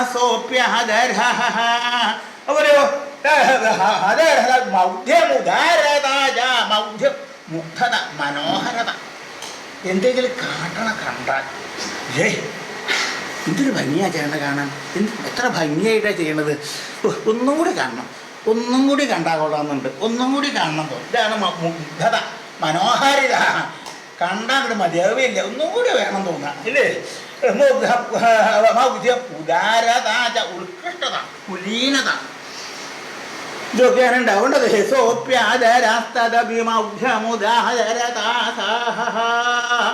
ഉദാരമായിട്ടുള്ളത്, ഉത്കൃഷ്ടമായിട്ട് വേണ്ടതുപോലെ പ്രവർത്തിക്കുക എന്നുള്ളത്, ഇങ്ങനെ അതുപോലെ തന്നെ ഉണ്ടാവേണ്ട ഒരു ഗുണമാണ് വിനയം. പ്രധാനമായിട്ട് ഉണ്ടാവേണ്ടതാണ്. ഞാർക്കായാലും അത് ഇന്നാർക്കെന്നല്ല, ഉണ്ടാവേണ്ട ഗുണങ്ങൾ പ്രധാനപ്പെട്ടതാണ് വിനയം. എന്തെല്ലാം യോഗ്യതകൾ ഉണ്ടെങ്കിലും ആ ഗുണങ്ങളൊക്കെ ഉണ്ടെങ്കിലും വേണ്ടില്ല, വിനയം ഉണ്ടാവണം. വിനയം ഉണ്ടാവണമെങ്കിൽ എന്ത് വേണം? നല്ല പോലെ വിദ്യാഭ്യാസം ഉണ്ടാവണം, നല്ല വിനയം ഉണ്ടാവുള്ളൂ. വിദ്യ ഉണ്ടായാൽ പോരാ. വിദ്യ ഉണ്ടായതുകൊണ്ട് വിനയം ഉണ്ടായിക്കൊള്ളുന്നില്ല. വേണ്ടതുപോലെ പൂർണ്ണമായിട്ട് വിദ്യ അഭ്യസിക്കണം. നല്ലൊരു ഗുരുനാഥൻ്റെ കീഴിൽ വളരെ ആ ഗുരുനാഥനോട് ആദരവോട് കൂടിയിട്ട് ഭംഗിയായിട്ട് വിദ്യ അഭ്യസിച്ചാലേ ആൾക്ക് വിനയം ഉണ്ടാവുള്ളൂ. അതല്ലെങ്കിൽ വിദ്യ അഭ്യസിച്ച് വിദ്യാഭ്യാസം കഴിഞ്ഞാൽ വിനയം എല്ലാം ഉണ്ടാവുക, വേറെ ചിലതാണ് ഉണ്ടാവുക അല്ലേ? പലരെങ്കിലും പലതും പറയണാക്കല്ലേ? എന്താ കാരണം? വിനയം ഇല്ലാത്തതുകൊണ്ടാണ്. ആദ്യം ഉണ്ടാവേണ്ട ഗുണമാണ് വിനയം. അപ്പോൾ അങ്ങനെ ഇങ്ങനെ ഓരോന്നും അല്ലേ, ഇതെന്താ തന്നെ ഓരോ ഗുണങ്ങളും അർജുനനിങ്ങനെ അനുഭവപ്പെട്ടു. ഭക്ഷണ പദാർത്ഥങ്ങൾ വിളമ്പി തരുമ്പോൾ തന്നെ സർവം വിമോഹനമജായത. ഓരോ ഗുണങ്ങളും അങ്ങനെ കാണുന്ന സമയത്തെങ്കിൽ വളരെ മോഹം തോന്നി മനസ്സിൽ. വിമോഹനമായിട്ട് തോന്നുന്നു. വിശേഷിച്ച് മോഹണ്ടായി. ഇങ്ങനെയോ ഭംഗിയായിട്ട് തന്നെയാണ്. വെറുതെ അല്ല ഗതം പറഞ്ഞേക്കണത്. സുഭദ്രയെ വിദ്യാഭ്യാസം ചെയ്തൽ കൂടുതൽ ശ്രദ്ധിച്ചേക്കണത് ഭഗവാൻ തന്നെയാണ്. ഗുരുനാഥൻ്റെ അടുക്ക് വിദ്യാഭ്യാസത്തിന് പോയാൽ അതാത് ദിവസം ഇന്ന് എന്താണ് അഭ്യസിച്ചത്, എന്ത് വിഷയമാണ് അഭ്യസിക്കേണ്ടായത് എന്ന് പ്രത്യേകമായിട്ട് അന്വേഷിക്കും. ആ വിദ്യ അതെവിടെയെങ്കിലും ആരെങ്കിലും വേണം. വിദ്യാഭ്യാസത്തിന് വേണ്ടിയിട്ട് എവിടേക്കെങ്കിലും ഒരിക്കൽ പറഞ്ഞയച്ചു കഴിഞ്ഞാൽ വല്ലത് അവിടെ ചെന്ന് അഭ്യസിക്കുന്നുണ്ടോ, വേറെ വല്ല അഭ്യാസമാണോ അവിടെയെന്ന് അറിയണ്ടേ? എന്താണെന്ന് അറിയണ്ടേ? ഇത് ആരാണോ ഉള്ളത് ആൾ അന്വേഷിച്ചുകൊണ്ടിരിക്കണം. ഭഗവാൻ തന്നെയാണ് ഉണ്ടായത്. അങ്ങനെ വരുമ്പോൾ ഭംഗിയാവാണ്ടിരിക്കൂ. വേണ്ടതുപോലെയുള്ള വിദ്യാഭ്യാസ ഗുണങ്ങളുണ്ട്. ഇങ്ങനെ വിചാരിച്ചപ്പോൾ സർവം വിമോഹനമായിരുന്നു. ഇന്ന് തന്നെയല്ല, ഇങ്ങനെയുള്ള അവസരങ്ങളിൽ ഇതല്ലാതെ കൊണ്ട് ചില ഗുണങ്ങളും അറിയാൻ പറ്റും. എന്താ അത്? ഇത് സാധാരണ സ്വഭാവ ഗുണങ്ങളെ കുറിച്ചാണ് ഇപ്പോൾ പറഞ്ഞത് അല്ലേ? ഇതല്ലാതെ കൊണ്ട് ശാരീരികമായിട്ട് ചില വിശേഷങ്ങളും അറിയാൻ പറ്റും. എന്താ? ചിലപ്പോൾ കയ്യിന് എന്തെങ്കിലും അർത്ഥം ഉണ്ടാവുക, കാലിന് എന്തെങ്കിലും ബുദ്ധി ഉണ്ടാവുക, ഇങ്ങനെ പലതും ഉണ്ടാവുമല്ലോ. പറയാൻ പറ്റാണ്ട് വരിക, ചെവി കേൾക്കാണ്ട് വരിക, കണ്ണ് കാണാണ്ട് വരിക, ഇങ്ങനെ ചിലതുണ്ടാവും. ഇതൊക്കെ സ്പട്ടാവാനുള്ളൊരവസരമാണ്. എന്താണെന്നാണെങ്കിൽ എന്തെങ്കിലും ഒരു പദാർത്ഥം വിളമ്പണം എന്ന് വന്നാൽ ആ പദാർത്ഥം എടുത്ത് വിളമ്പാൻ വരുമ്പോൾ അറിയാൻ പറ്റും ഇല്ലേ? ഇങ്ങനെയാ കാലിനൊരു പഞ്ചല്ലായ ഉണ്ട്. കാലിന് പഞ്ചല്ലായ ഉണ്ടെങ്കിൽ ചെന്ന് കണ്ടാൽ മനസ്സിലാവില്ലേ ചോദിക്കുന്നവരുണ്ട് അല്ലേ? കണ്ടാൽ മനസ്സിലാവില്ലേ? മനസ്സിലാവാതെ കണ്ടിരിക്കാൻ പാകത്തിന് പല പ്രയോഗങ്ങളും ഉണ്ട്. അതുകൊണ്ട് മനസ്സിലാവില്ല. പിന്നെ എപ്പോഴാണ് മനസ്സിലാവുക? പിന്നൊരു സമയത്താണ് മനസ്സിലാവുക. അങ്ങനെ ഒരു പഞ്ചല്ലായ ഉണ്ടായിരുന്നു അല്ലേ ഇന്ന് അപ്പോഴാണ് അറിയാം. എന്നാൽ ഇങ്ങനെ സന്ദർഭം ഉണ്ടെങ്കിൽ മനസ്സിലാവും. എന്താണല്ലേ? ഇതൊക്കെ മനസ്സിലാക്കിക്കൊണ്ടാണ് എനിക്ക് കാലിന് രണ്ട് കാലിൻ്റെയും ഒരുപോലെയല്ല. ഒരു കാലിന് ഇത്തിരി വലിപ്പം കുറവാണ്. അങ്ങനെ വന്നാൽ വളരെ മനസ്സിലാക്കിക്കൊണ്ടാണ് നാലാളുടെ മുമ്പിലൊക്കെ പെരുമാറുക. ആ പഞ്ചല്ലായ മനസ്സിലാക്കാണ്ടിരിക്കാൻ പാകത്തിനൊക്കെ പെരുമാറും. പക്ഷേ ഭക്ഷണ പദാർത്ഥം എടുത്ത് വിളമ്പുകൊണ്ട് പെട്ടെന്ന് വീട്ടില്ല ഇന്നത് വേണം. അപ്പോൾ ഒരു പരിഭ്രമം ഉണ്ടാവും. ഈ പരിഭ്രമിച്ചിട്ട് ഭക്ഷണ പദാർത്ഥം എടുത്താൽ ഈ കാലിൻ്റെ പഞ്ചല്ലായ അവിടെ സ്പഷ്ടവും. അതുവരെ മനസ്സിരുത്തിക്കൊണ്ടാണ് നിർന്നത്. ഈ പഞ്ചല്ലായ മനസ്സിലാവരുത് വെച്ചിട്ട് ഈ വേട് കേൾക്കണമെന്നാണ് പെട്ടെന്ന് ഒന്നുണ്ടാവും. ഇങ്ങനൊരു പഞ്ചല്ലായ ഉണ്ടല്ലേ എന്ന് അപ്പോഴാണ് മനസ്സിലാവുക. അതുപോലെ കയ്യ് ചിലരുടെ രണ്ട് കയ്യും ഒപ്പാവില്ല. അങ്ങനെയുള്ളവരുണ്ടോ? ഉണ്ട്. അത് അറിയുമ്പോഴാണ് അറിയാം. ഒരു കയ്യിനൊന്നുമില്ല ഇത് നീളം കൂടും അല്ലെങ്കിൽ നീളം കുറയും. രണ്ട് ഫലത്തിലൊന്നും ഞാൻ ചോളൂ. അങ്ങനെയാണെങ്കിൽ അത് അവിടെ അറിയാൻ പറ്റും. ചെവി എക്കില്ല. ഇത് കണ്ടറിയോ? ചെവി എക്കില്ല എന്നുള്ളത് മനസ്സിലാവില്ല. ചെവിക്ക് സൂക്ഷ്മം കുറവുണ്ടെന്നുള്ളത്. ചെവി കേൾക്കായി അല്ല, സൂക്ഷ്മ കുറവെന്നാണ് പറയുന്നത്. കേൾക്കൽ കുറവാണ്. അങ്ങനെയുള്ളവരുണ്ട്. അങ്ങനെയുള്ളവരുടെ വർത്തമാനം പറഞ്ഞാൽ വേഗം അറിയും. എന്നേന്ന് പറഞ്ഞാൽ എന്താ അപ്പോൾ കേട്ടിട്ടുണ്ടാവില്ല. എന്തെങ്കിലും ഒരു ആവശ്യമുള്ളത് പറഞ്ഞാൽ കേൾക്കില്ല. ആവശ്യമില്ലാത്തത് കേൾക്കുകയും ചെയ്യും. ഇതാണ് ചെയ്തയുടെ സ്വഭാവമേ. അപ്പം അറിയാം. ആ ഭക്ഷണം കഴിക്കുന്ന ഇടയ്ക്ക് മനസ്സിലാവുമോ ചെവിക്കൊരു ബന്ധമില്ലായി ഉണ്ട്. ഇനി കണ്ണ് കാണാണ്ടിരിക്കുക. അങ്ങനെ വന്നാൽ ആദ്യമൊക്കെ ഒരു ദിവസം മനസ്സിരുത്തി ഇലയിലെ പദാർത്ഥങ്ങൾ ഇന്ന പദാർത്ഥം ഇന്ന ദിക്കിൽ വേണം നിർബന്ധമുണ്ട് ഇല്ലേ? എവിടെയെങ്കിലും വിളമ്പിയാൽ മതി. അപ്പം അത് അറിയണവർ കഷ്ടിയാണ്. ഇന്ന സാധനം ഇന്നെങ്കിൽ വിളമ്പണം എന്ന് അറിയണവർ പറഞ്ഞ എവിടെയെങ്കിലുമൊക്കെ വിളമ്പും. അങ്ങനെയാണ് അല്ലേ? അല്ല പറയാം എന്തിപ്പോൾ എവിടെ വിളമ്പിയാൽ ഇലയിൽ കിട്ടിയാൽ പോലെ കഴിക്കുന്നേ വേണ്ടു എന്നാണ് പറയുക. അല്ല, അതിനൊരു വ്യവസ്ഥയുണ്ട്. എന്താ? ഇന്ന ദിക്കിൽ പദാർത്ഥം ഇന്നത് വേണമെന്നുണ്ട്. അതെന്തിനാന്നല്ലേ? ഭക്ഷണം കഴിക്കാനുള്ള സൗകര്യത്തിനാണ്. വലത്തുപുറത്ത് വേണ്ട സാധനങ്ങൾ വലത്തുപുറത്ത് ഉണ്ടാവണം, ഇടത്തുപുറത്ത് ഉണ്ടാവേണ്ടത് ഇടത്തുപുറത്ത് ഉണ്ടാവണം. അധികം അനുഭവിക്കേണ്ട സാധനങ്ങളൊക്കെ വലത്തുപുറത്താണ് അല്ലേ? അങ്ങനെയല്ലേ? അധികമായിട്ട് വേണ്ടാവാത്തതൊക്കെ ഇടത്തുപുറത്താണ്. അതെന്താണെന്നുള്ളത് ആലോചിച്ചാൽ മതി. വല്ലപ്പോഴും ഒന്ന് വേണ്ടുന്നത് ഇടത്തുപുറത്തായിരിക്കും. സാധാരണ നല്ലോണം ചിലത്തേണ്ടതൊക്കെ വലത്തുപുറത്താണ് ഉണ്ടാവുക. ഇങ്ങനെ തന്നെ വിളമ്പണം. അതല്ലെങ്കിൽ വലിയ വിഷമമാണ്. ഈ പുറത്തുനിന്ന് എടുത്തിട്ട് ഇങ്ങനെ വേണ്ടിയില്ലേ? അപ്പം ആ സ്ഥാനങ്ങൾ ഇന്ന സ്ഥലത്ത് ഇന്ന സാധനങ്ങളൊന്നും വേണ്ടതിന് ചിലപ്പോൾ ഈ കണ്ണിന് ദൂഷമുണ്ടെങ്കിൽ ഇല്ലെങ്കിൽ ഇവിടെ വേണ്ടത് അവിടെ വിളമ്പും, അവിടെ വേണ്ടത് ഇവിടെയും വിളമ്പും ഇല്ലേ? അപ്പം അറിയാമോ കണ്ണിനൊരു ബന്ധമില്ലായി ഉണ്ടെന്ന്. ഇങ്ങനെ ഓരോന്നും ഇന്നതാണില്ല. ഭക്ഷണം പദാർത്ഥം ഇങ്ങനെ വിളമ്പി ഭക്ഷിച്ച് കഴിഞ്ഞാൽ മനസ്സിലാക്കാൻ സാധ്യവും ആളുടെ സ്വഭാവ ഗുണം എങ്ങനെയാണ്, ഏത് രൂപത്തിലുള്ളതാണ് എന്ന് മനസ്സിലാക്കാനായിട്ട് സാധ്യവും. ഇവിടെ ഈ അർജുനന് ഈ സുഭദ്രയെ ഈ ഓരോരോ പ്രവൃത്തി കഴിഞ്ഞപ്പോൾ വളരെ വളരെ സന്തോഷമായിട്ട് തീർന്നു. സർവം വിമോഹനമജായത, വളരെ വളരെ തൃപ്തിയായിട്ട് തീർന്നു. അങ്ങനെ ആ സുഭദ്ര ഭക്ഷണ പദാർത്ഥങ്ങളെല്ലാം വേണ്ടി ഭക്ഷണം കഴിഞ്ഞതിൻ്റെ ശേഷം അവിടെ നിന്ന് എണീറ്റ് പോയി കൈ കഴുകി കല കൊടുത്തു, വെള്ളം കയ്യിൽ ഒഴിച്ചു കൊടുത്തു, കൈ കഴുകി. അത് കഴിഞ്ഞാൽ കാലുമുഖം കഴുകി ആചമിക്കുക. സാധാരണ നിയമം അങ്ങനെയാണ്. കൈ കഴുകിയാൽ മാത്രം പോരാ, എന്ത് വേണം? കാല് കഴുകി ആചമിക്കുകയും കൂടി വേണം, എന്നാലേ മുഴുവനാവുള്ളൂ. ഭക്ഷണം കഴിക്കുന്നതിന് മുമ്പും വേണം, ഭക്ഷണം കഴിച്ചതിന് ശേഷവും വേണം. ഇതറിയണവരെത്ര പേരുണ്ടെന്ന് ശരിയ, എങ്കിലും അങ്ങനെയാണ് വേണ്ടത്.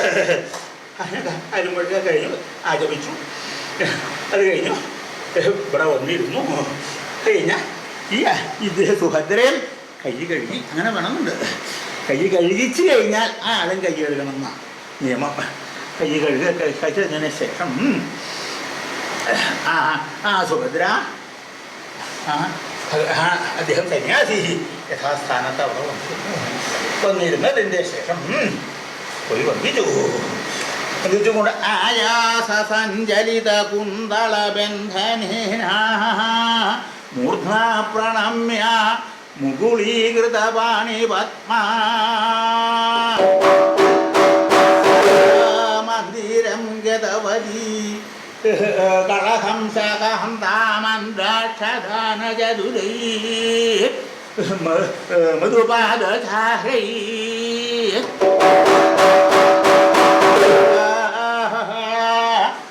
സുഭദ്ര ഇത്രയും കഴിഞ്ഞതിന് ശേഷം സന്യാസിയുടെ അടുക്ക ചെന്നും കൊണ്ട്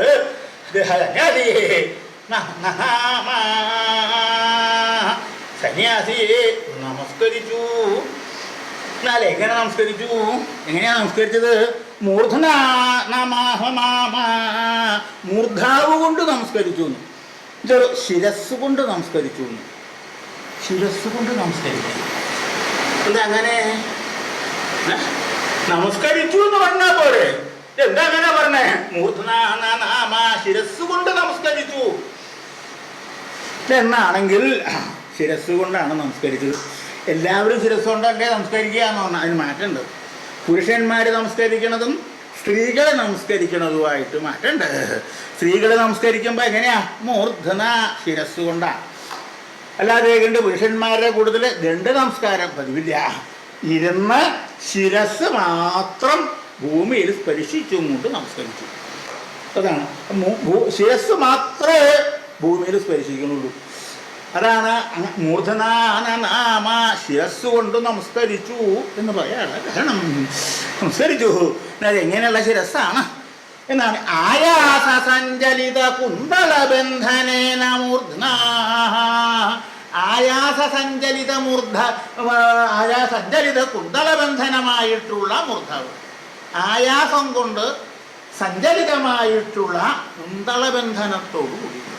ആയാസം എന്ന് പറഞ്ഞാൽ ശാരീരിക ചലനം. അതുകൊണ്ട് സഞ്ചലിതമായിട്ട് കുന്തളബന്ധനം. കുന്തളബന്ധനം തലമുടി കെട്ടം. ആ തലമുടിക്കൊട്ട് ഒന്നിളകിയിട്ടുണ്ട്.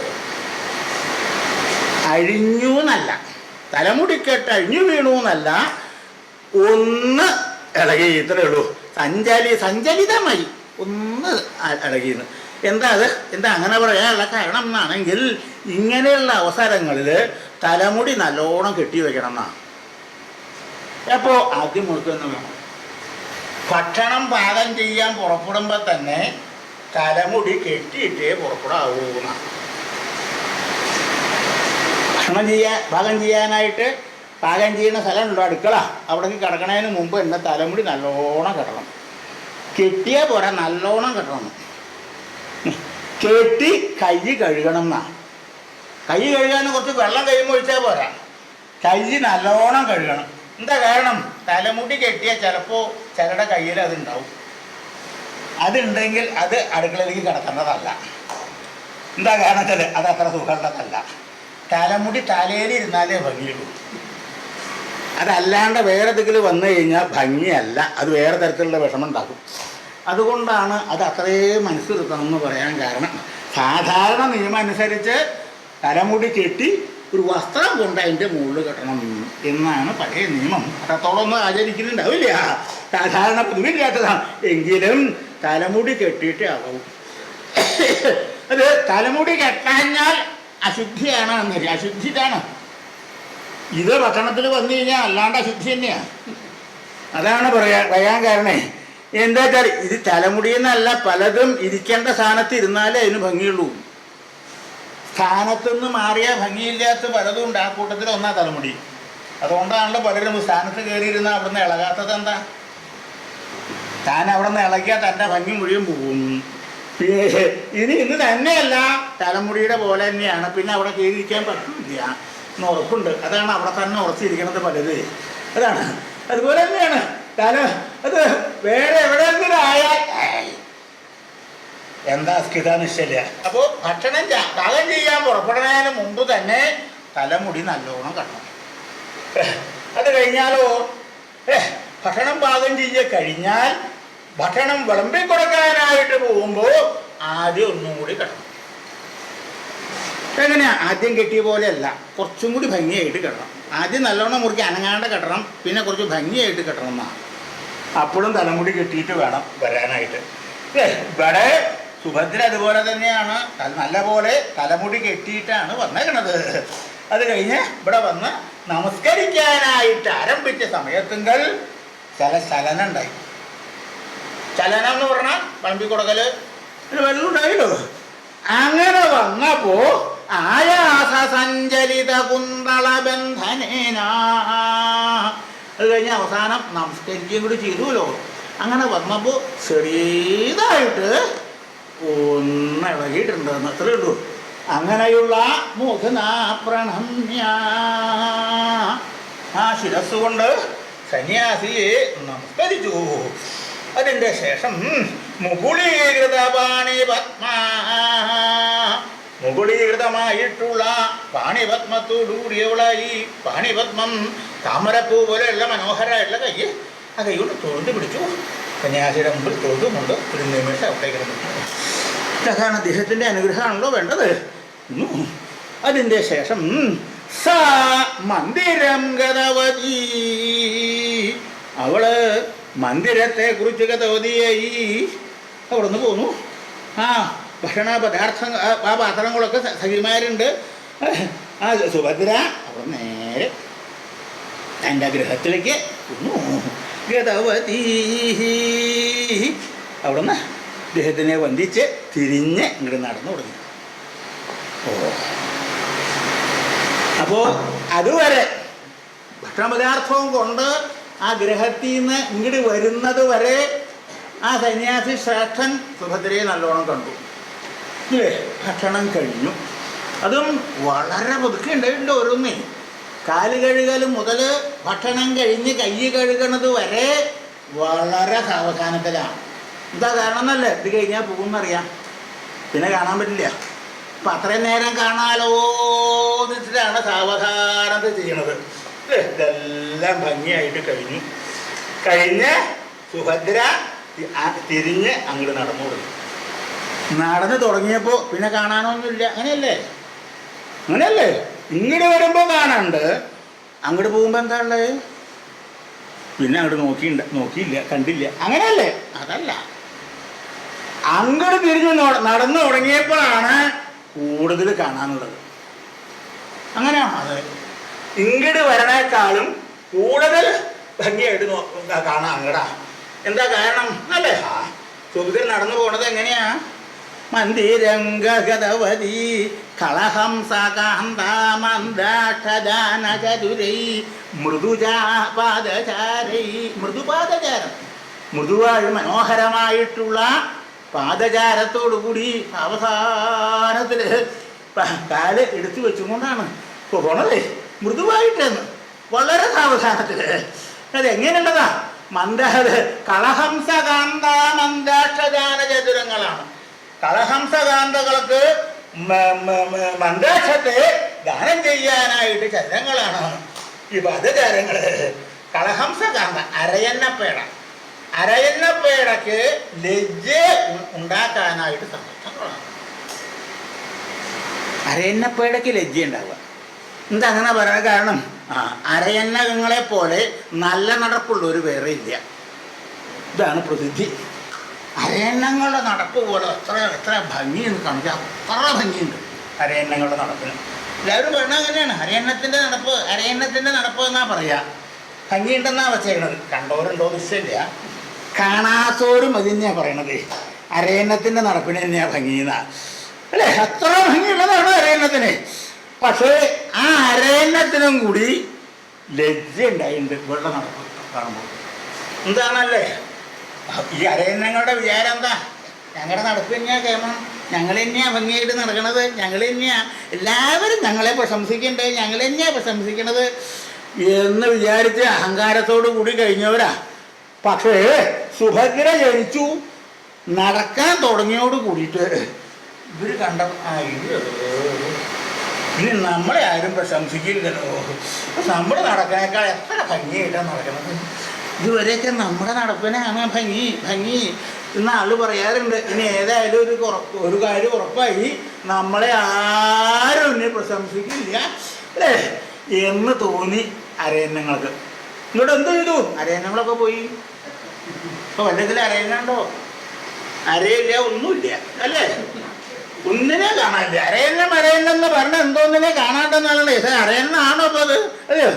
ഈ സുഭദ്ര നടന്നു തുടങ്ങിയതിന് ശേഷം ഒരരന്, കാരണം ഇതുവരെ തനിക്ക് ആകെ ഉള്ള ഒരു കേമത്തത് മാത്രമേ ഉള്ളൂ. നടപ്പ് നല്ല നടപ്പാണ്, ഭംഗിയായിട്ട് ആളുകൾ പ്രശംസിക്കണമെന്നാണ്. ഇനി ഒരാളും പ്രശംസിക്കില്ല. എന്തിനാ നീ ഇവിടെ കഴിയണേ? ഇങ്ങനെയല്ലേ? അവർക്ക് പോലും ലജ്ജ ഉണ്ടാക്കുന്നതാണ്. അപ്പൊ ആ നടപ്പിന്റെ ഭംഗി എത്ര ഉണ്ടെന്ന് വിചാരിക്കുക. അങ്ങ് നടന്നു തുടങ്ങിയപ്പോ അർജുനൻ എന്തൊരു ഭംഗിയായിട്ടാ. അപ്പൊ ഇങ്ങോട്ട് വന്നതിനേക്കാളും ശ്രദ്ധയോട് കൂടിയിട്ടാണ് അങ്ങോട്ട് പോണത്, നോക്കണത്, കാണുന്നത്. എത്ര ഭംഗിയായിട്ടാണ്. അതുകൊണ്ടോ ഉണ്ട്. സാധാരണ നിലയ്ക്ക് തന്നെ അങ്ങനെയാണ്. സ്ത്രീകൾ നടക്കുമ്പോൾ മനസ്സിലെത്തി അറിയാം. കുറച്ച് ഗ്രഹിതമുള്ളവരൊക്കെ അത് കാണാറുണ്ടോ എന്ന് ശരിയ. ഇതുവരെ കണ്ടിട്ടില്ലെങ്കിൽ ഇനി മനസ്സിലെത്തി പോകും. സാധാരണ അങ്ങനെ പതിവ്. സ്ത്രീകളെ ഒന്നിച്ച് എവിടേക്കെങ്കിലും പോകാൻ ഭാവിക്കുമ്പോൾ എന്താണ്, അതെ നിങ്ങൾ മുമ്പിൽ നടന്നോളൂ എന്ന് പറയും. എന്തിനാ മുമ്പിൽ നടക്കണേ ചേട്ടാ? പിന്നിൽ നടക്കാനുള്ള മുഖം കൊണ്ടല്ല, ഇതാ മുമ്പിൽ നടന്നാൽ കാണാൻ ഭംഗിയുണ്ട്, അതുകൊണ്ടാണ്. വേറെ ഒന്നും ഉണ്ടായിട്ടില്ല. അതുകൊണ്ടാണ് ഇപ്പോൾ ഒക്കെ എല്ലാവരും സ്ത്രീകളെ മുന്നിൽ നടത്തണം എന്ന് പറയണത്. ഇപ്പം എല്ലാവരും പറയില്ലേ സ്ത്രീകളെ മുന്നിലേക്കാക്കണം, മുന്നിലേ നടത്തണം എന്നില്ലേ? അവരോടുള്ള സ്നേഹം കൊണ്ടൊന്നും അല്ല, ഇത് കാണാൻ വേണ്ടിയിട്ടാണ് ഇല്ലേ? തുടങ്ങിയിട്ട് എത്ര കാലമായി സ്ത്രീകളെ മുന്നിലിടന്ന് നോക്കിയിട്ട് വല്ല ഗുണം ആർക്കെങ്കിലും ഉണ്ടോ? ഇല്ലേ? ഏതെങ്കിലും ഒരു സ്ത്രീക്ക് ഗുണം ഉണ്ടായി എന്ന് ഒരുത്തിയെ കൊണ്ട് പറയിപ്പിക്കുമോ? അല്ലേ? ഒരു ഗുണമില്ലാത്തതുകൊണ്ടല്ലേ ചില ആളെ അവിടെ കിടന്ന് ലഹള കൂടണത് അല്ലേ? എന്താ കാരണം?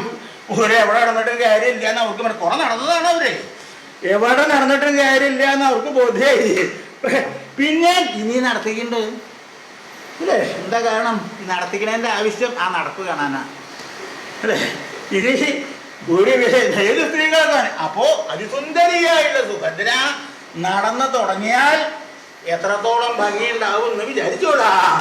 സന്യാസി ശ്രേഷ്ഠനായുള്ള അദ്ദേഹം അങ്ങനെ ആ സുഭദ്ര കൊണ്ടുവന്നതായുള്ള ഭിക്ഷ അനുഭവിച്ചും കൊണ്ട് സന്തോഷിച്ചും കൊണ്ടാണ്. പക്ഷേ ഈ സുഭദ്ര തൻ്റെ ഭവനത്തിൽ വന്നു, അന്നത്തെ കഴിച്ചുകൂട്ടി. പിന്നെയും പിറ്റേ ദിവസം ഇതുപോലെ തന്നെ ഭിക്ഷ ഉണ്ടാക്കി ആ വേണ്ട സമയത്ത് വളരെ ഭംഗിയായിട്ട് ആ സന്യാസിഷ്ണ ഭിക്ഷ കൊണ്ടു കൊടുത്തു. അത് കഴിഞ്ഞ് അദ്ദേഹത്തിനെ വധിച്ചു, മടങ്ങിപ്പോയി. പിന്നെ എല്ലാ ദിവസവും വളരെ വളരെ ഭക്തിയോടുകൂടി സന്യാസി ശ്രേഷ്ഠന് ഭിക്ഷ കൊടുത്ത് അങ്ങനെ അവിടെ വശായിരിക്കണു. ആ സന്യാസിയായിട്ടുള്ള അർജുനനോ സുഭദ്ര കൊണ്ടുവരുന്നതായുള്ള ഭിക്ഷയും അനുഭവിച്ചും കൊണ്ട് വളരെ വളരെ സന്തോഷിച്ചും കൊണ്ട് ആ ഗണ്യാഗ്രഹത്തിൽ അർജുനനും അവിടെ വശായി. ഇങ്ങനെ ഭഗവത്സലനായിരിക്കുന്ന ഭഗവാൻ ശ്രീകൃഷ്ണന്റെ പരമഭക്തനായിട്ടുള്ള അർജുനനോ കന്യാഗ്രഹത്തെങ്കിൽ സുഭദ്ര കൊണ്ടുവരുന്നതായിട്ടുള്ള ഭിക്ഷയെ അനുഭവിച്ചും കൊണ്ട് സുഭദ്രയെ പാദാതികേശം കണ്ട് ആനന്ദിച്ചും കൊണ്ട് സന്തുഷ്ടനായിട്ട് ആയവിടെ വർത്തിച്ചത്. അപ്രകാരമെല്ലാം ഇരിക്കുന്ന ഭഗവാൻ ശ്രീകൃഷ്ണ